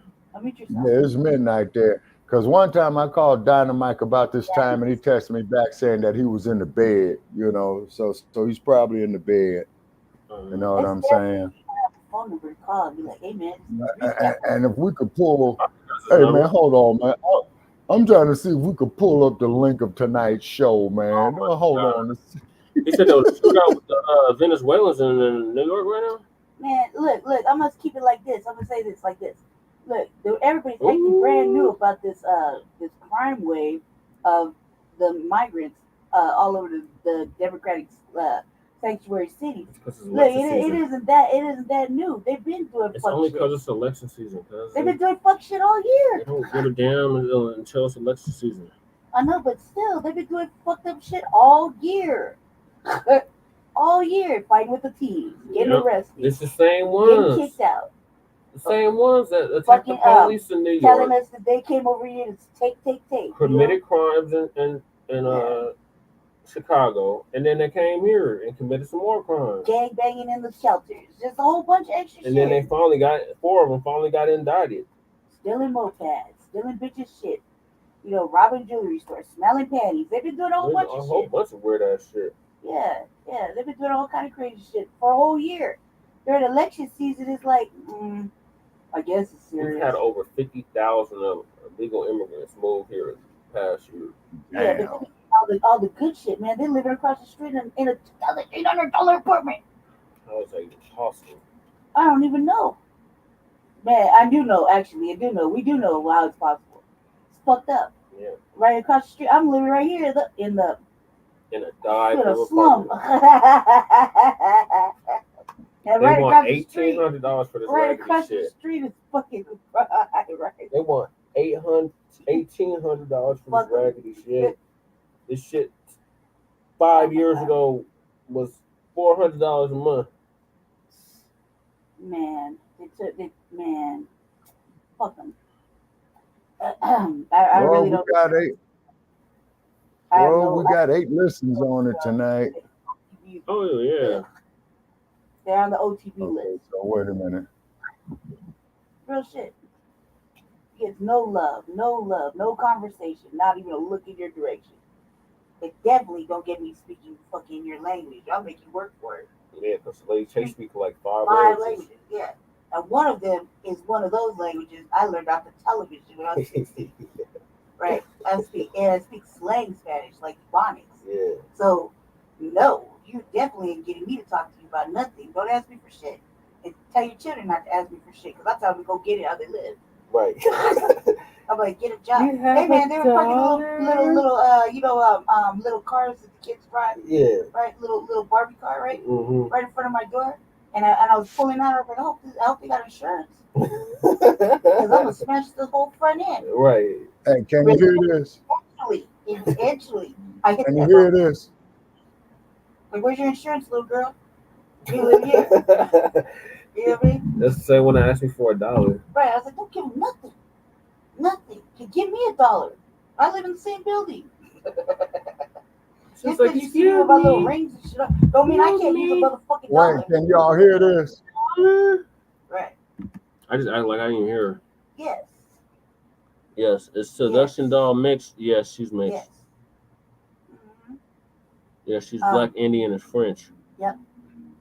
Mama European. Not East Indian. Not Like East native, Indian. native, like like Aboriginal American. Yeah. Still a work in progress, but Black first, all day separatist, Black nationalist. She knows her pedigree. Yeah. Definitely on code. Definitely codified. Mm-hmm. Man, you should have seen the shit I did earlier on the with Brother Yanka. Yeah, that was dope. Man, I wish we could have got Yanka on here. he can honestly say he taught me well. Yeah, Black first, brother. All day, no dual alliances. I kicked my mama out the crib. She's a villain. She literally did too. No, but real shit. It just can't. Hey man, there's a link for the show in the chat. Yes. The thing Can you hear it? Yes. Yes. Oh, you want to play it back on the Yes, show? you wanna play it? Oh my God. Yeah, this is the playback of tonight's show. Last 10 minutes. When it got heated. Let me do the timer. I have to show it. Yes. Okay, now I see it. I'm under the understanding that we are at war. There's no life. We have no friends. Et cetera. And you can't kumbaya or coons or whatever.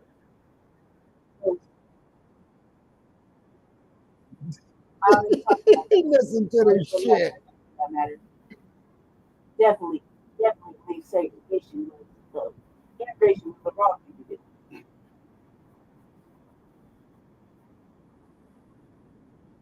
I'm gonna write a little tale, brother, about apocalyptic Black buyout. Now, what about where the Bloodline revolver was that Bugliosi needed to execute Madison's ass? Guess where the fuck it was, Sarge, when the little boy found it up there? Guess where it's at? Foundational Black American. It's sat in a police locker of the Van Nuys Division of the Los Angeles Police Department. The biggest. Here we go. Let's get ready to get heated with this bullshit right here. By the way, I got the numbers right here. Whenever you want them, Shabaka. Yeah, I got the numbers too, so make sure they're right. Oh, no, you don't, because you would have. Oh, yes, I do. Already. I got the numbers for 2023. Shabaka, may I bring the numbers to the brother that says he got them that don't? Yeah, I got the numbers too. You say your numbers, I'll say mine. Okay, well, if you got the numbers too, then you should have the same numbers I got. You should have the same numbers I got. Yeah, give me the per capita murder rate for 25 to 34-year-olds and 15 to 24-year-olds. No, that's not what we was talking about. I didn't think you wanted to give me that number. I knew you wouldn't. No, of course not. I'm going to stick on the subject. So, may you mute yourself for a second so I can give it to you? Please do. Okay, here we go.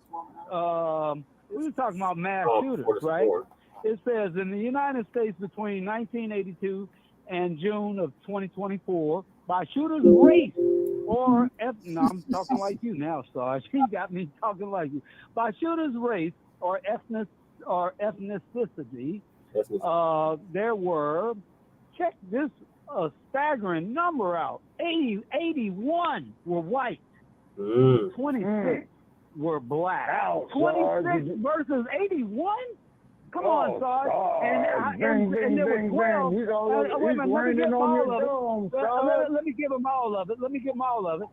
81 were white, 26 were black, 12 were Latino, 10 were Asian, and 5 were other. 3 was Native.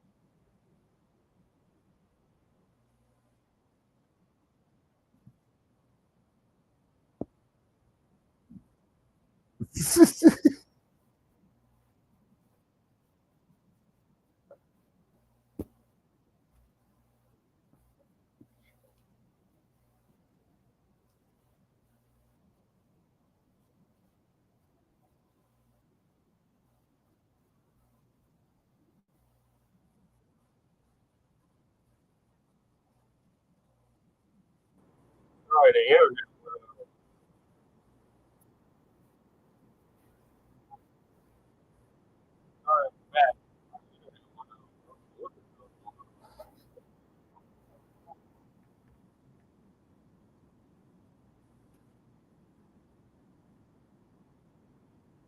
I said I don't know about one specific thing.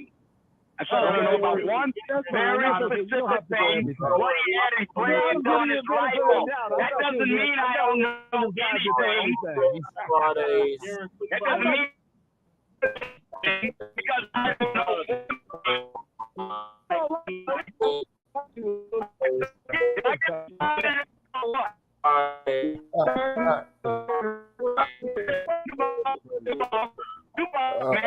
Okay, Brother Che. My answer was not about who commits the most mass shootings or who commits a disproportionate number of mass shootings. My statement was, can I say my statement, please? I just got started. Yes, my statement was, let me say again what my statement was. I said, I would happily trade, listen to me, listen to words I'm using. I would happily trade the white murder homicide rate, including all the mass shootings they do, which if you factor all of them in, that means that white males between the ages of 15 and 24 do 8.3 murders for 100,000 white men of that age. 25 to 34 years of age, they do 7.6. That's including all the mass shootings. Now, black men, 15 to 24 years of age, are implicated. Can I finish? Go ahead, son. God damn, I just got started. I had to sit through that filibuster. God damn, let me finish. Now, black males between the ages of 15 to 24 are implicated in 207.4 homicides per year. And how many of them goddamn cases are fabricated? God damn it, can I finish? Yeah. Between the ages of 25 to 34 are implicated in 119.5. So my statement was, I would happily trade the white shooters and all the mass murders they shoot for their homicide rate compared to black people's homicide rate. I'd be happy to make that deal any day. That's what I said. And then you changed the argument to who does the most mass shooting. At least 89%. I give up. I can't finish my goddamn thing. Motherfucking hell with it. It says 89% mass shootings. 89%, Sarge. The mass shootings don't make up many of the homicides. Your chance of getting shot by a white man from a roof and being a random death is the greatest than a black man walking up to homicide. Hey, look, ain't no black man gonna walk up to you and say, "Give me all your money." He ignores everything I say. I respond to everything he says. Okay, well, if a black man walks up and say, "Give me your money, your life," you give me your money, you keep your life. Everything. But a white man on the roof, he got murdered. Everybody in that makes a difference to the person who got murdered. No, 89% is what I just read. 89%. Propaganda. And like I said, it's not. Look, I would trade all of that for what white men do. I'd be happy to make that exchange. That's propaganda, Sarge, and it's just not true. Oh, it's propaganda. Oh, I see. So let me see. Between the ages of 15 and 34, we've got a total of 16 to 362 murders per 100,000 black men of ages 15 to 24. For white men of that same age range, we got 16. And you try to tell me there's anything comparable? Lies, and you just disregarded his lies. Well, I tell you what, every one of those homicides has got a police report attached to it. Every single one. Okay, and how many of those police reports are fabricated, Sarge? I knew that message. You fabricated a dead body. I knew it. It's dead. I knew it. It goes to the morgue and the medical examiner cuts it up and turns it into a canoe. Sarge. So don't give me shit about they fake it. They don't. Committing 52% of the murders makes no sense. That doesn't even matter. White men are more than 62% of the population. That means they're underrepresented for homicide. Black men are less than 6% of the population. Less than 6%, and they commit 48% of the homicides. Now, see, those are simple numbers that you just don't like. Okay, Sarge. Those numbers aren't even matching up with what I'm looking up. I'm looking at it. I'm researching it as we speak, and it ain't in there. What you're saying is in your head. Sir, let me tell you what you can get. Right? I'll tell you, and if you can't find it, I'm going to tell you where you can go to get it. That are written in your head, read from the teleprompter. Because I'm sitting right over here. It's saying a whole lot different. A dull moment on this show, boy. It's at 86%, Sarge. So where do you get your numbers from, you brother? You keep sticking on your figures like it proves something. I respond to it, and then you come back with it again. Yeah, but I'm reading it. I'm not coming out of my head. What I said to start this whole argument. Sarge, I'm looking at the news right now, showing a white dude going into a damn bank, man, with an AK-47, okay? And I believe it's down there in Great State, Tennessee, okay? And this is the Covenant shooter and legal limbo. Now, you see how this that was a crazy bitch with a mental problem. Okay, and this motherfucker is strapped up to the utmost. And women don't commit homicides for the most part anyway, especially white women. Oh my God! No, you're right. They don't, because it was only 15% of women. I had to just. Yeah. White women of that age range commit less than 2 homicides per 100,000 white women. So they don't even commit. Statistically, they almost don't commit homicide. Well, black women only hit their boyfriends in the back of the head because they're on the black radio women make up 8.7. That's black women make up a higher percentage of murders than white men. You better look behind you, Sarge. Black women make up a higher percentage of homicide offenders than white men do.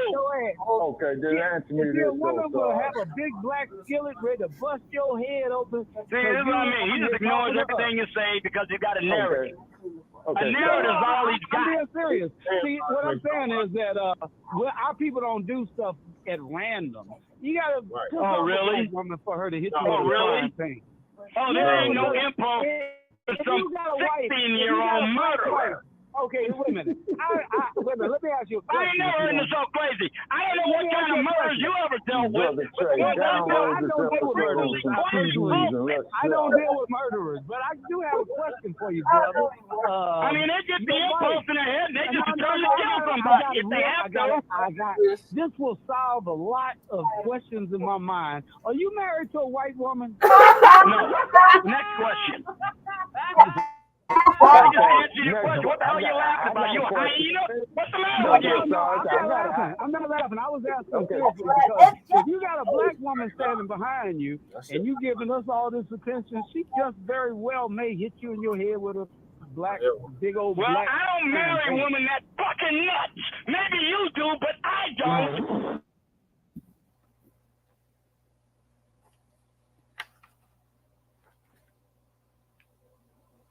Years was a rational, sensible woman who wouldn't do no stupid, insane shit like that. Oh, okay.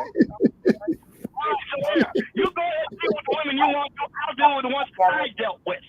Oh, no, I didn't say I deal with them. 15% of the shooters were women. My late wife. No, I just asked because I was going to say. Yeah, I know. You had to get anything to denigrate your opposition. No, not denigrating you at all. I'm saying. I know what that. I know the tactic quite well. I'm saying that a white woman might have more patience than a black woman. So black women are imposed.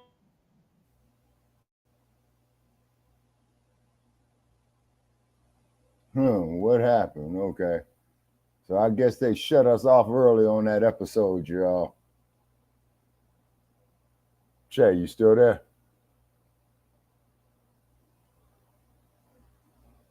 Okay. All right. So I think they shut us off on that episode. Okay. Okay. Brother Che, are you there? If I really believe that was true, I got a sister that I've been with over 20 years, and if she heard me giving you this much attention, she would take my phone out my hand and hang that shit up. Man, it seems like you done laid this out of control. It seems to me like you got a woman to take control of it out of control because I asked you if you had a white wife. This shit is crazy. Answer the question, no, and you're still stuck on that thing. Answer the question, no, I don't. No, I don't. No, and a real black woman gonna snap on you if you don't give her the right attention. Gentlemen, I don't have a white wife. I'm saying a white people. I mean, you got a white woman may have more patience. Hey, do you eat them or you just screw them along the path? No, I'm saying a white woman might have more patience with you than a black woman. Gentlemen. No, not that I wouldn't mind one if it was the right one. Just let him live. Oh, see, now we're getting to the root.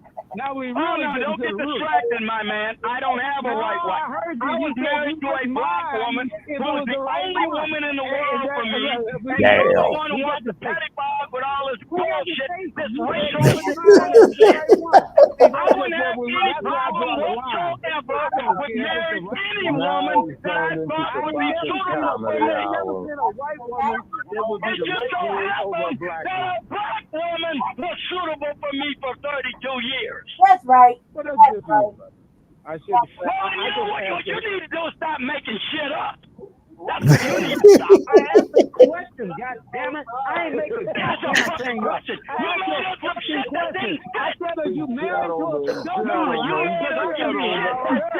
Look, I asked you if you was married to a white woman because you pander to white folks all the time. So I was wondering if you had a black woman behind you. Don't even pander to white folks as much as you're doing. No, Joe Gibson not even pandering the white folks as much as you. That's his business. I know what's on my goddamn mind. Not what you think I am. I can make up shit. I ain't got no It must have really hit a nerve. To satisfy your bogus ass. Crazy, sorry. Well, first of all, I hear everything your bogus ass is saying. Don't fucking say you ain't me, nigga. about a motherfucking you all fucking don't give a shit about an Uncle Ruckus ass nigga. You dig that? Just like his bad ass motherfucker. You dig that? And you can't say fuck me, because I didn't say fuck you to you. I didn't say fuck you. I just asked you a simple question. Take that narcissistic blowhard bastard. Motherfucker, you ain't law enforcement no more. Your ass is retired. You just a motherfucking citizen like me. And I'm damn sure glad I am, because I ain't got to deal with knuckleheads like your goddamn ass. No fucking knucklehead, dumbass. I'm glad, motherfucker. Policeman. Hey, get this, y'all. Here it is. The policeman hit somebody in the head with a fucking napkin holder. I need to be, man. I'm so glad I'm retired and gone a pension. I ain't got to fuck around with goddamn fools like you for a motherfucking night. I'm hanging up on this motherfucker. Actually, no, I'm not. I'm going to let your ass have it. What else did you want to ask me, homeboy? And I mean boy with a capital P.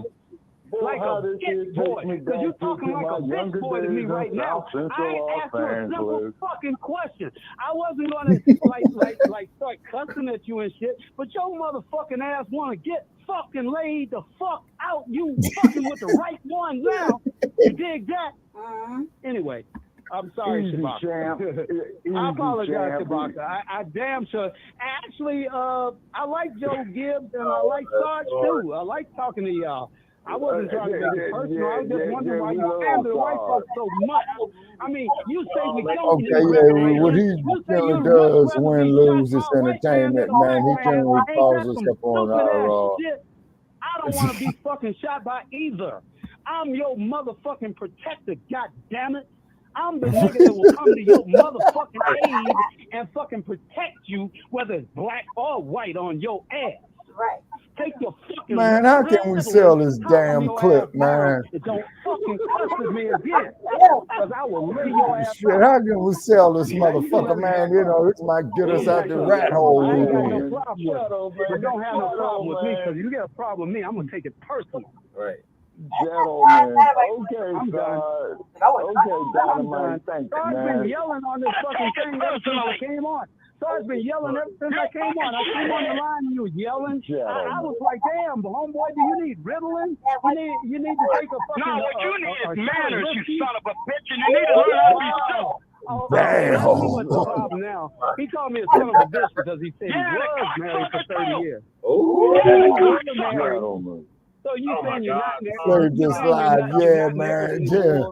I can download it and edit it. Okay, now can we sell it? No, when I'm saying I'm Win, lose, it's entertainment. Can we sell it? No other means of argument than unsupported attacks on people we doesn't agree with.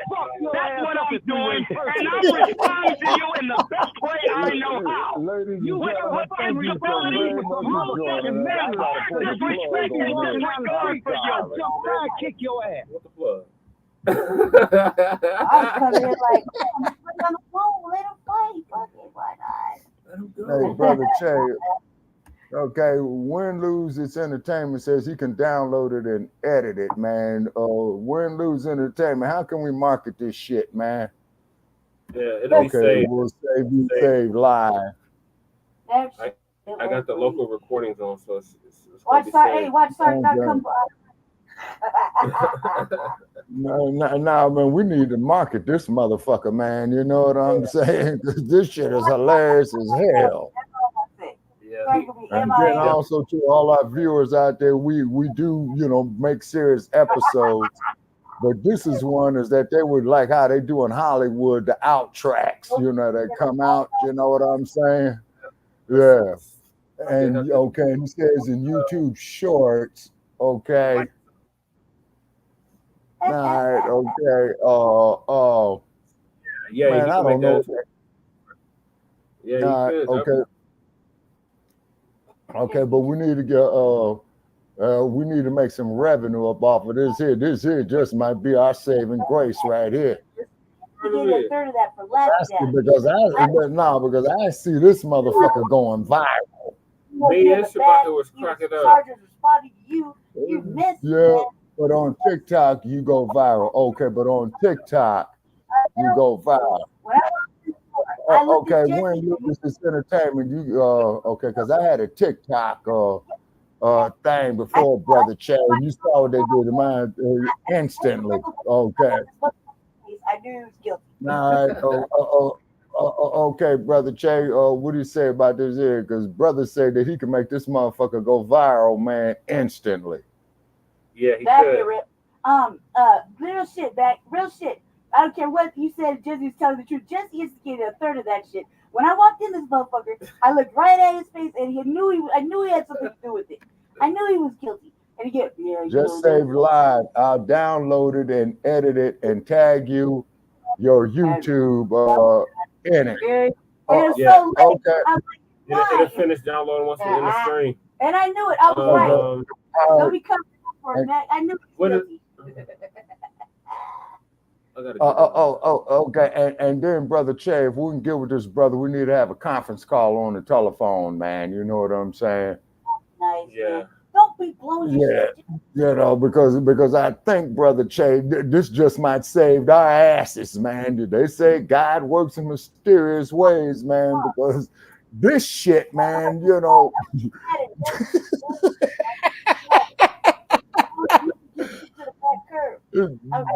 Damn. Real shit. That's y'all ignoring me. I'm listening. I'm watching. But you was guilty as fuck. It's my personal page. Okay. Guilty. Mac, he was guilty. He was guilty. Who's guilty? Guilty. Who's guilty? Guilty. He did. He was instigating. That's what Sergeant what you laughing about in the back. He was talking to Jesse. Yeah, because that shit was funny. And Jesse was instigating in the back. Because we always get Sarge shit about that. I was like, oh my God, dude. I was like, this is all your fault. I'm like, you always running interference for cockazoids, Sarge. So you can't be instigating. No, Sarge instigated that shit right there. You know what I'm saying? Boy, Sarge got hood like a motherfucker, boy. Oh shit, Sarge got hood like a motherfucker. Goddamn, Sarge. Boy, it's never a dull moment with Sarge. But this nigga here. Right. this former pig here. Right. He's like, you a citizen. No, you're a citizen now, nigga. I'd like to say, you just a regular motherfucker now. You ain't got no badge or no gun now, man. Look at him trying to tell us. Now, Sarge can't work a napkin holder now. What you gonna do? Work the napkin holder? Now, Sarge gonna work a napkin holder now. You know what I'm saying? Yeah, I can see how that could be a very, very effective weapon. You know what I'm saying? But what you would be doing is hitting person and vital spots with it. You know? Yeah. Oh my God, dude. That shit was great. Yeah. Okay. All right. Okay. All right. So win, lose, it's entertainment, man. Yeah. Thank you for joining us, brother. You know what I'm saying? So we'll hit them up. Okay. All right. Good. You know what I'm saying? I just because when Kahari. Yeah, I just subbed up to your channel. Oh, okay. You talking about the Shabaka'S Blacc Experience Enhanced channel? No, to Kahari's channel. Oh, okay. All right. Okay. Yeah.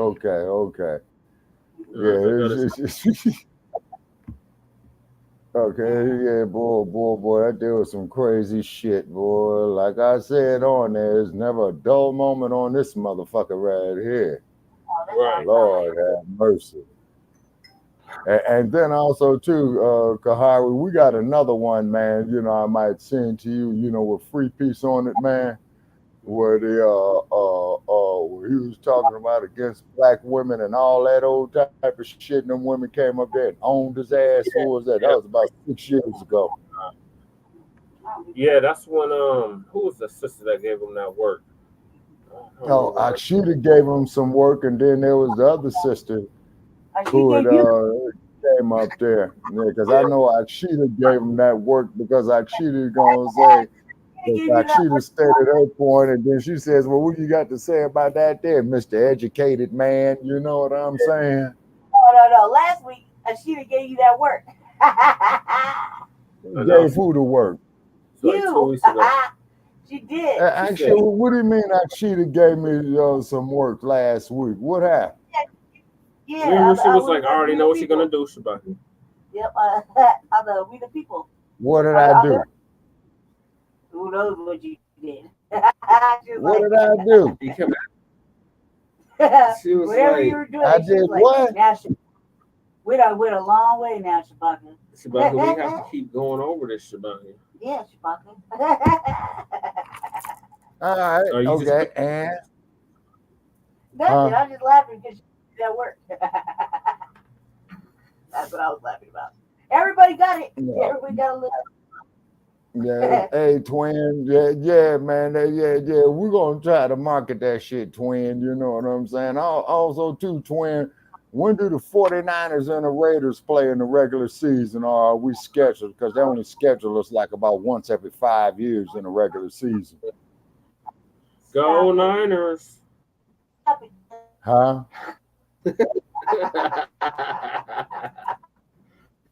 You know who I'm rooting for in that game? Who that? It's gonna be football season. The Niners. Man. See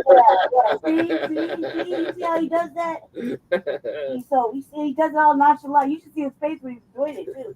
I'm like, Jesse. He's like, man, you know what I'm saying? We pirates, man. You know what I'm saying? Why do you think they got us out here in Sin City with the rest of these pirates? In the desert. And we could sell, we could sell a ship on dry land too. Yeah, y'all. And keep in mind, this land is very dry too. It's just a pleasant 93 degrees, baby. Huh? God damn it, Jesse. That's terrible. It doesn't look like you're playing the Just take your little Clydesdale ass motherfucking the best horses. The best horses. Man, them Pony Express ponies, man. Man, them the Pony Express. So who you all playing in the first game? Y'all playing somebody in the AFC West? Pirates. I hope your little pony. Oh, y'all playing the Buccaneers. I'm going for the Buccaneers on that game. Oh man, that's Pirate Bowl right there. As a matter of fact, we lost to the Buccaneers the last time the Raiders went to the Super Bowl. Buccaneers then. Next, let's see what else. Y'all not playing the Niners. I hope somebody steals. We're not playing the Niners this season. Okay. Well, you know, the Niners and the Raiders, man, they only play each other once, like about every 5 years, man, in regular season. Oh man. Yeah. Somebody still. Okay, and the Chargers and the LA Chargers. Wait. It's gonna be a rough football season. I can feel it already. Yeah, especially for y'all. Okay, Y'all ain't got no, Jesse. Keep that energy, cause you know you get mad depressed. Y'all ain't got no quarterback. Y'all ain't got no offense. It's definitely gonna be a rough season for y'all. No. At least we got a quarterback. Don't worry. Well, man, you know, hopefully the coach, man, you know, hopefully Coach Antoine make the proper changes, man. You know what I'm saying? Y'all been losing seasons for what, 40 years now? I mean, man, you lose every year. Wait a minute. Hold on a second. What's this here? 2024. How about that? 1984, 4 years ago. Wait a minute. 2015. Jesus Christ, we're in 2024. And the last time y'all won Super Bowl was 1983. Yeah. When we beat the Washington Redskins. Yeah. I'll take 2015 over 1983 any day. Shit, man, in 1983, I was younger than you are now. Shit. Big black ashy hand on his white ass. You leave Mark Stallion horses alone. fuck your stallion. I hope somebody steals Man, them ponies, man. Them the only oats, thing they do, eat the oats. man, the only thing, to run man, them the only over. thing they do for is delivering the mail, man.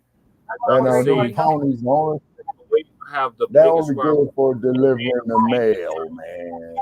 And them gators ain't going nowhere. You ain't going nowhere. You be laid back all chilling. Man, we could sell a ship on dry land, man. You know what I'm saying? Get into the Super Bowl. Y'all hosted the Super Bowl and didn't even get to play in it. Oh my God! And now that was bad news. That was bad news. Bad news. Bad news. That was bad news. And damn, one of our arch rivals, you know, wind up hosting the motherfucker and won the damn Super Bowl, Kansas City. Because in the AFC West, it's the Chargers. Wait a minute. The AFC West is the Chiefs, the Broncos, the Raiders, and the Chargers. Yeah. He took the ball and went home. Yeah, what were you doing? What did you say to him? They were just going back and forth. I guess too many people talking that too many times. Oh, yeah, right. You probably had something to do with that too. No, you always look guilty. Three-Piece always talk about how much he hates black women. We don't condone that shit. Oh, you talking about Three-Piece? Yeah. Ooh, why would he say that? Because that's how he is. Oh, he didn't hurt. He's divested. He was divested. He's always talking about how bad black women. Remember, that's the one. It was Lady Che that gave him that word. Oh shit! It was you. You had gave him that word. It was like one of the first shows you had. It was on. And he was like, don't you got a black mama? No, yeah. Don't you got a black sister? I know you got a black auntie. You got a black grandma. Everything ashamed of you? Everything ashamed of you. That's what's bring up the like. Ah, my God. Oh yeah, that was good times. Yeah, that's the same dude that called in earlier. Oh, he called it. Oh man, see, you should have got me. Good. I love you. That dude worked. Like you old motherfucking divester. Bunny hopping. 23 lashes. Right. Did you pass out on us? No bunny hopping. No, I'm still here, man. I'm getting ready to call it a night, man. You know. Yeah, we should wrap this up. Thank y'all for tuning in to Season 5, episode 20. Shabaka'S Blacc Experience Enhanced. Yeah. Been around for, excuse me, it's not Season 4. That's a typo. Oh my God. It's Season 9, episode 20. Yeah. Season. Yeah. All right. And please like and subscribe to it. And thank you for joining us, twin. Yes, okay, Brother Chase. So I'm going to lay it down. So let's get with the brother. Yeah, she said no. Yeah, she said no bunny hopping, huh? Damn. Yeah. He's like, said you gotta leave your cave. You gotta leave your snow bunny at home. Yeah. Yeah. And then we got to get with the other brother there. Okay, twin. Have a nice one. And then we got to get with the other brother too, Brother Che, Afro Elite. Like I just sent you his email, so email him. Okay, and, who? Afro Elite. We got Afro Elite's email too. But win lose is entertainment. Oh, okay. All right. Okay. Like I said, man, this might be the break that we needed, man. You know what I'm saying? Yeah. So thank you for tuning in. Subscribe to all our platforms for Black News. On YouTube and Facebook, The Revolutionary Agenda. On YouTube and Facebook, and Shabaka'S Blacc Experience Enhanced. On Facebook and Twitter, now X.com. And join us this Friday for Grand Risings with Shabaka and the Chase. And hopefully Sarge will show up. Yes, sir. Yeah. All right, you all be safe. Oh, yes, sir. I'm in for the night. Win, lose, it's entertainment, man. Because these motherfuckers is off the hook out here in Las Vegas. They drunk, they mad, they driving crazy. Sub up to the Revolutionary Agenda. I did a show today, you guys. Yeah. It was awesome. Yeah, that's the show I called in early this morning. Yeah. No, you called in on Jesse. No, you called into Frontline right Black after News. Jesse's show. Okay. Oh, okay. Yeah, because Yeah, on that coffee, you know what I'm saying? And definitely Man, we did a 7-hour show, and then she gonna go do a 5-hour show. I was educating Black people. We did a whole 12-hour marathon. Yeah, we putting in some work, you know what I'm saying? Then I did an hour with that's what we are doing. All right, y'all. We are definitely. I'm going to end the stream now. All right. Appreciate you. All right. Appreciate you weighing in. And anybody else that tapped in, people that called in on the blog talk. Yeah. Fuck Joe Gibson. Yeah. The anchor baby. The Separations and Black Empowerment, Chan Krumah and Lady Che, signing out from the Mile High Income and Illegal Migrant Flooded City in a sundown town that's supposedly being overran by Venezuelans. I'm gonna go find out right now. Called Aurora, Colorado. Peace. All right. Okay. And signing out here from Sin City of lost wages, heat, and what have you. And everybody's here, you know, all the good fellas, you know what I'm saying? Yeah. All right. Okay. Have a nice night from Las Vegas, Nevada. I'm out. Okay. I'll talk to you tomorrow, Brother Che. Okay. Go Broncos. All right. Man.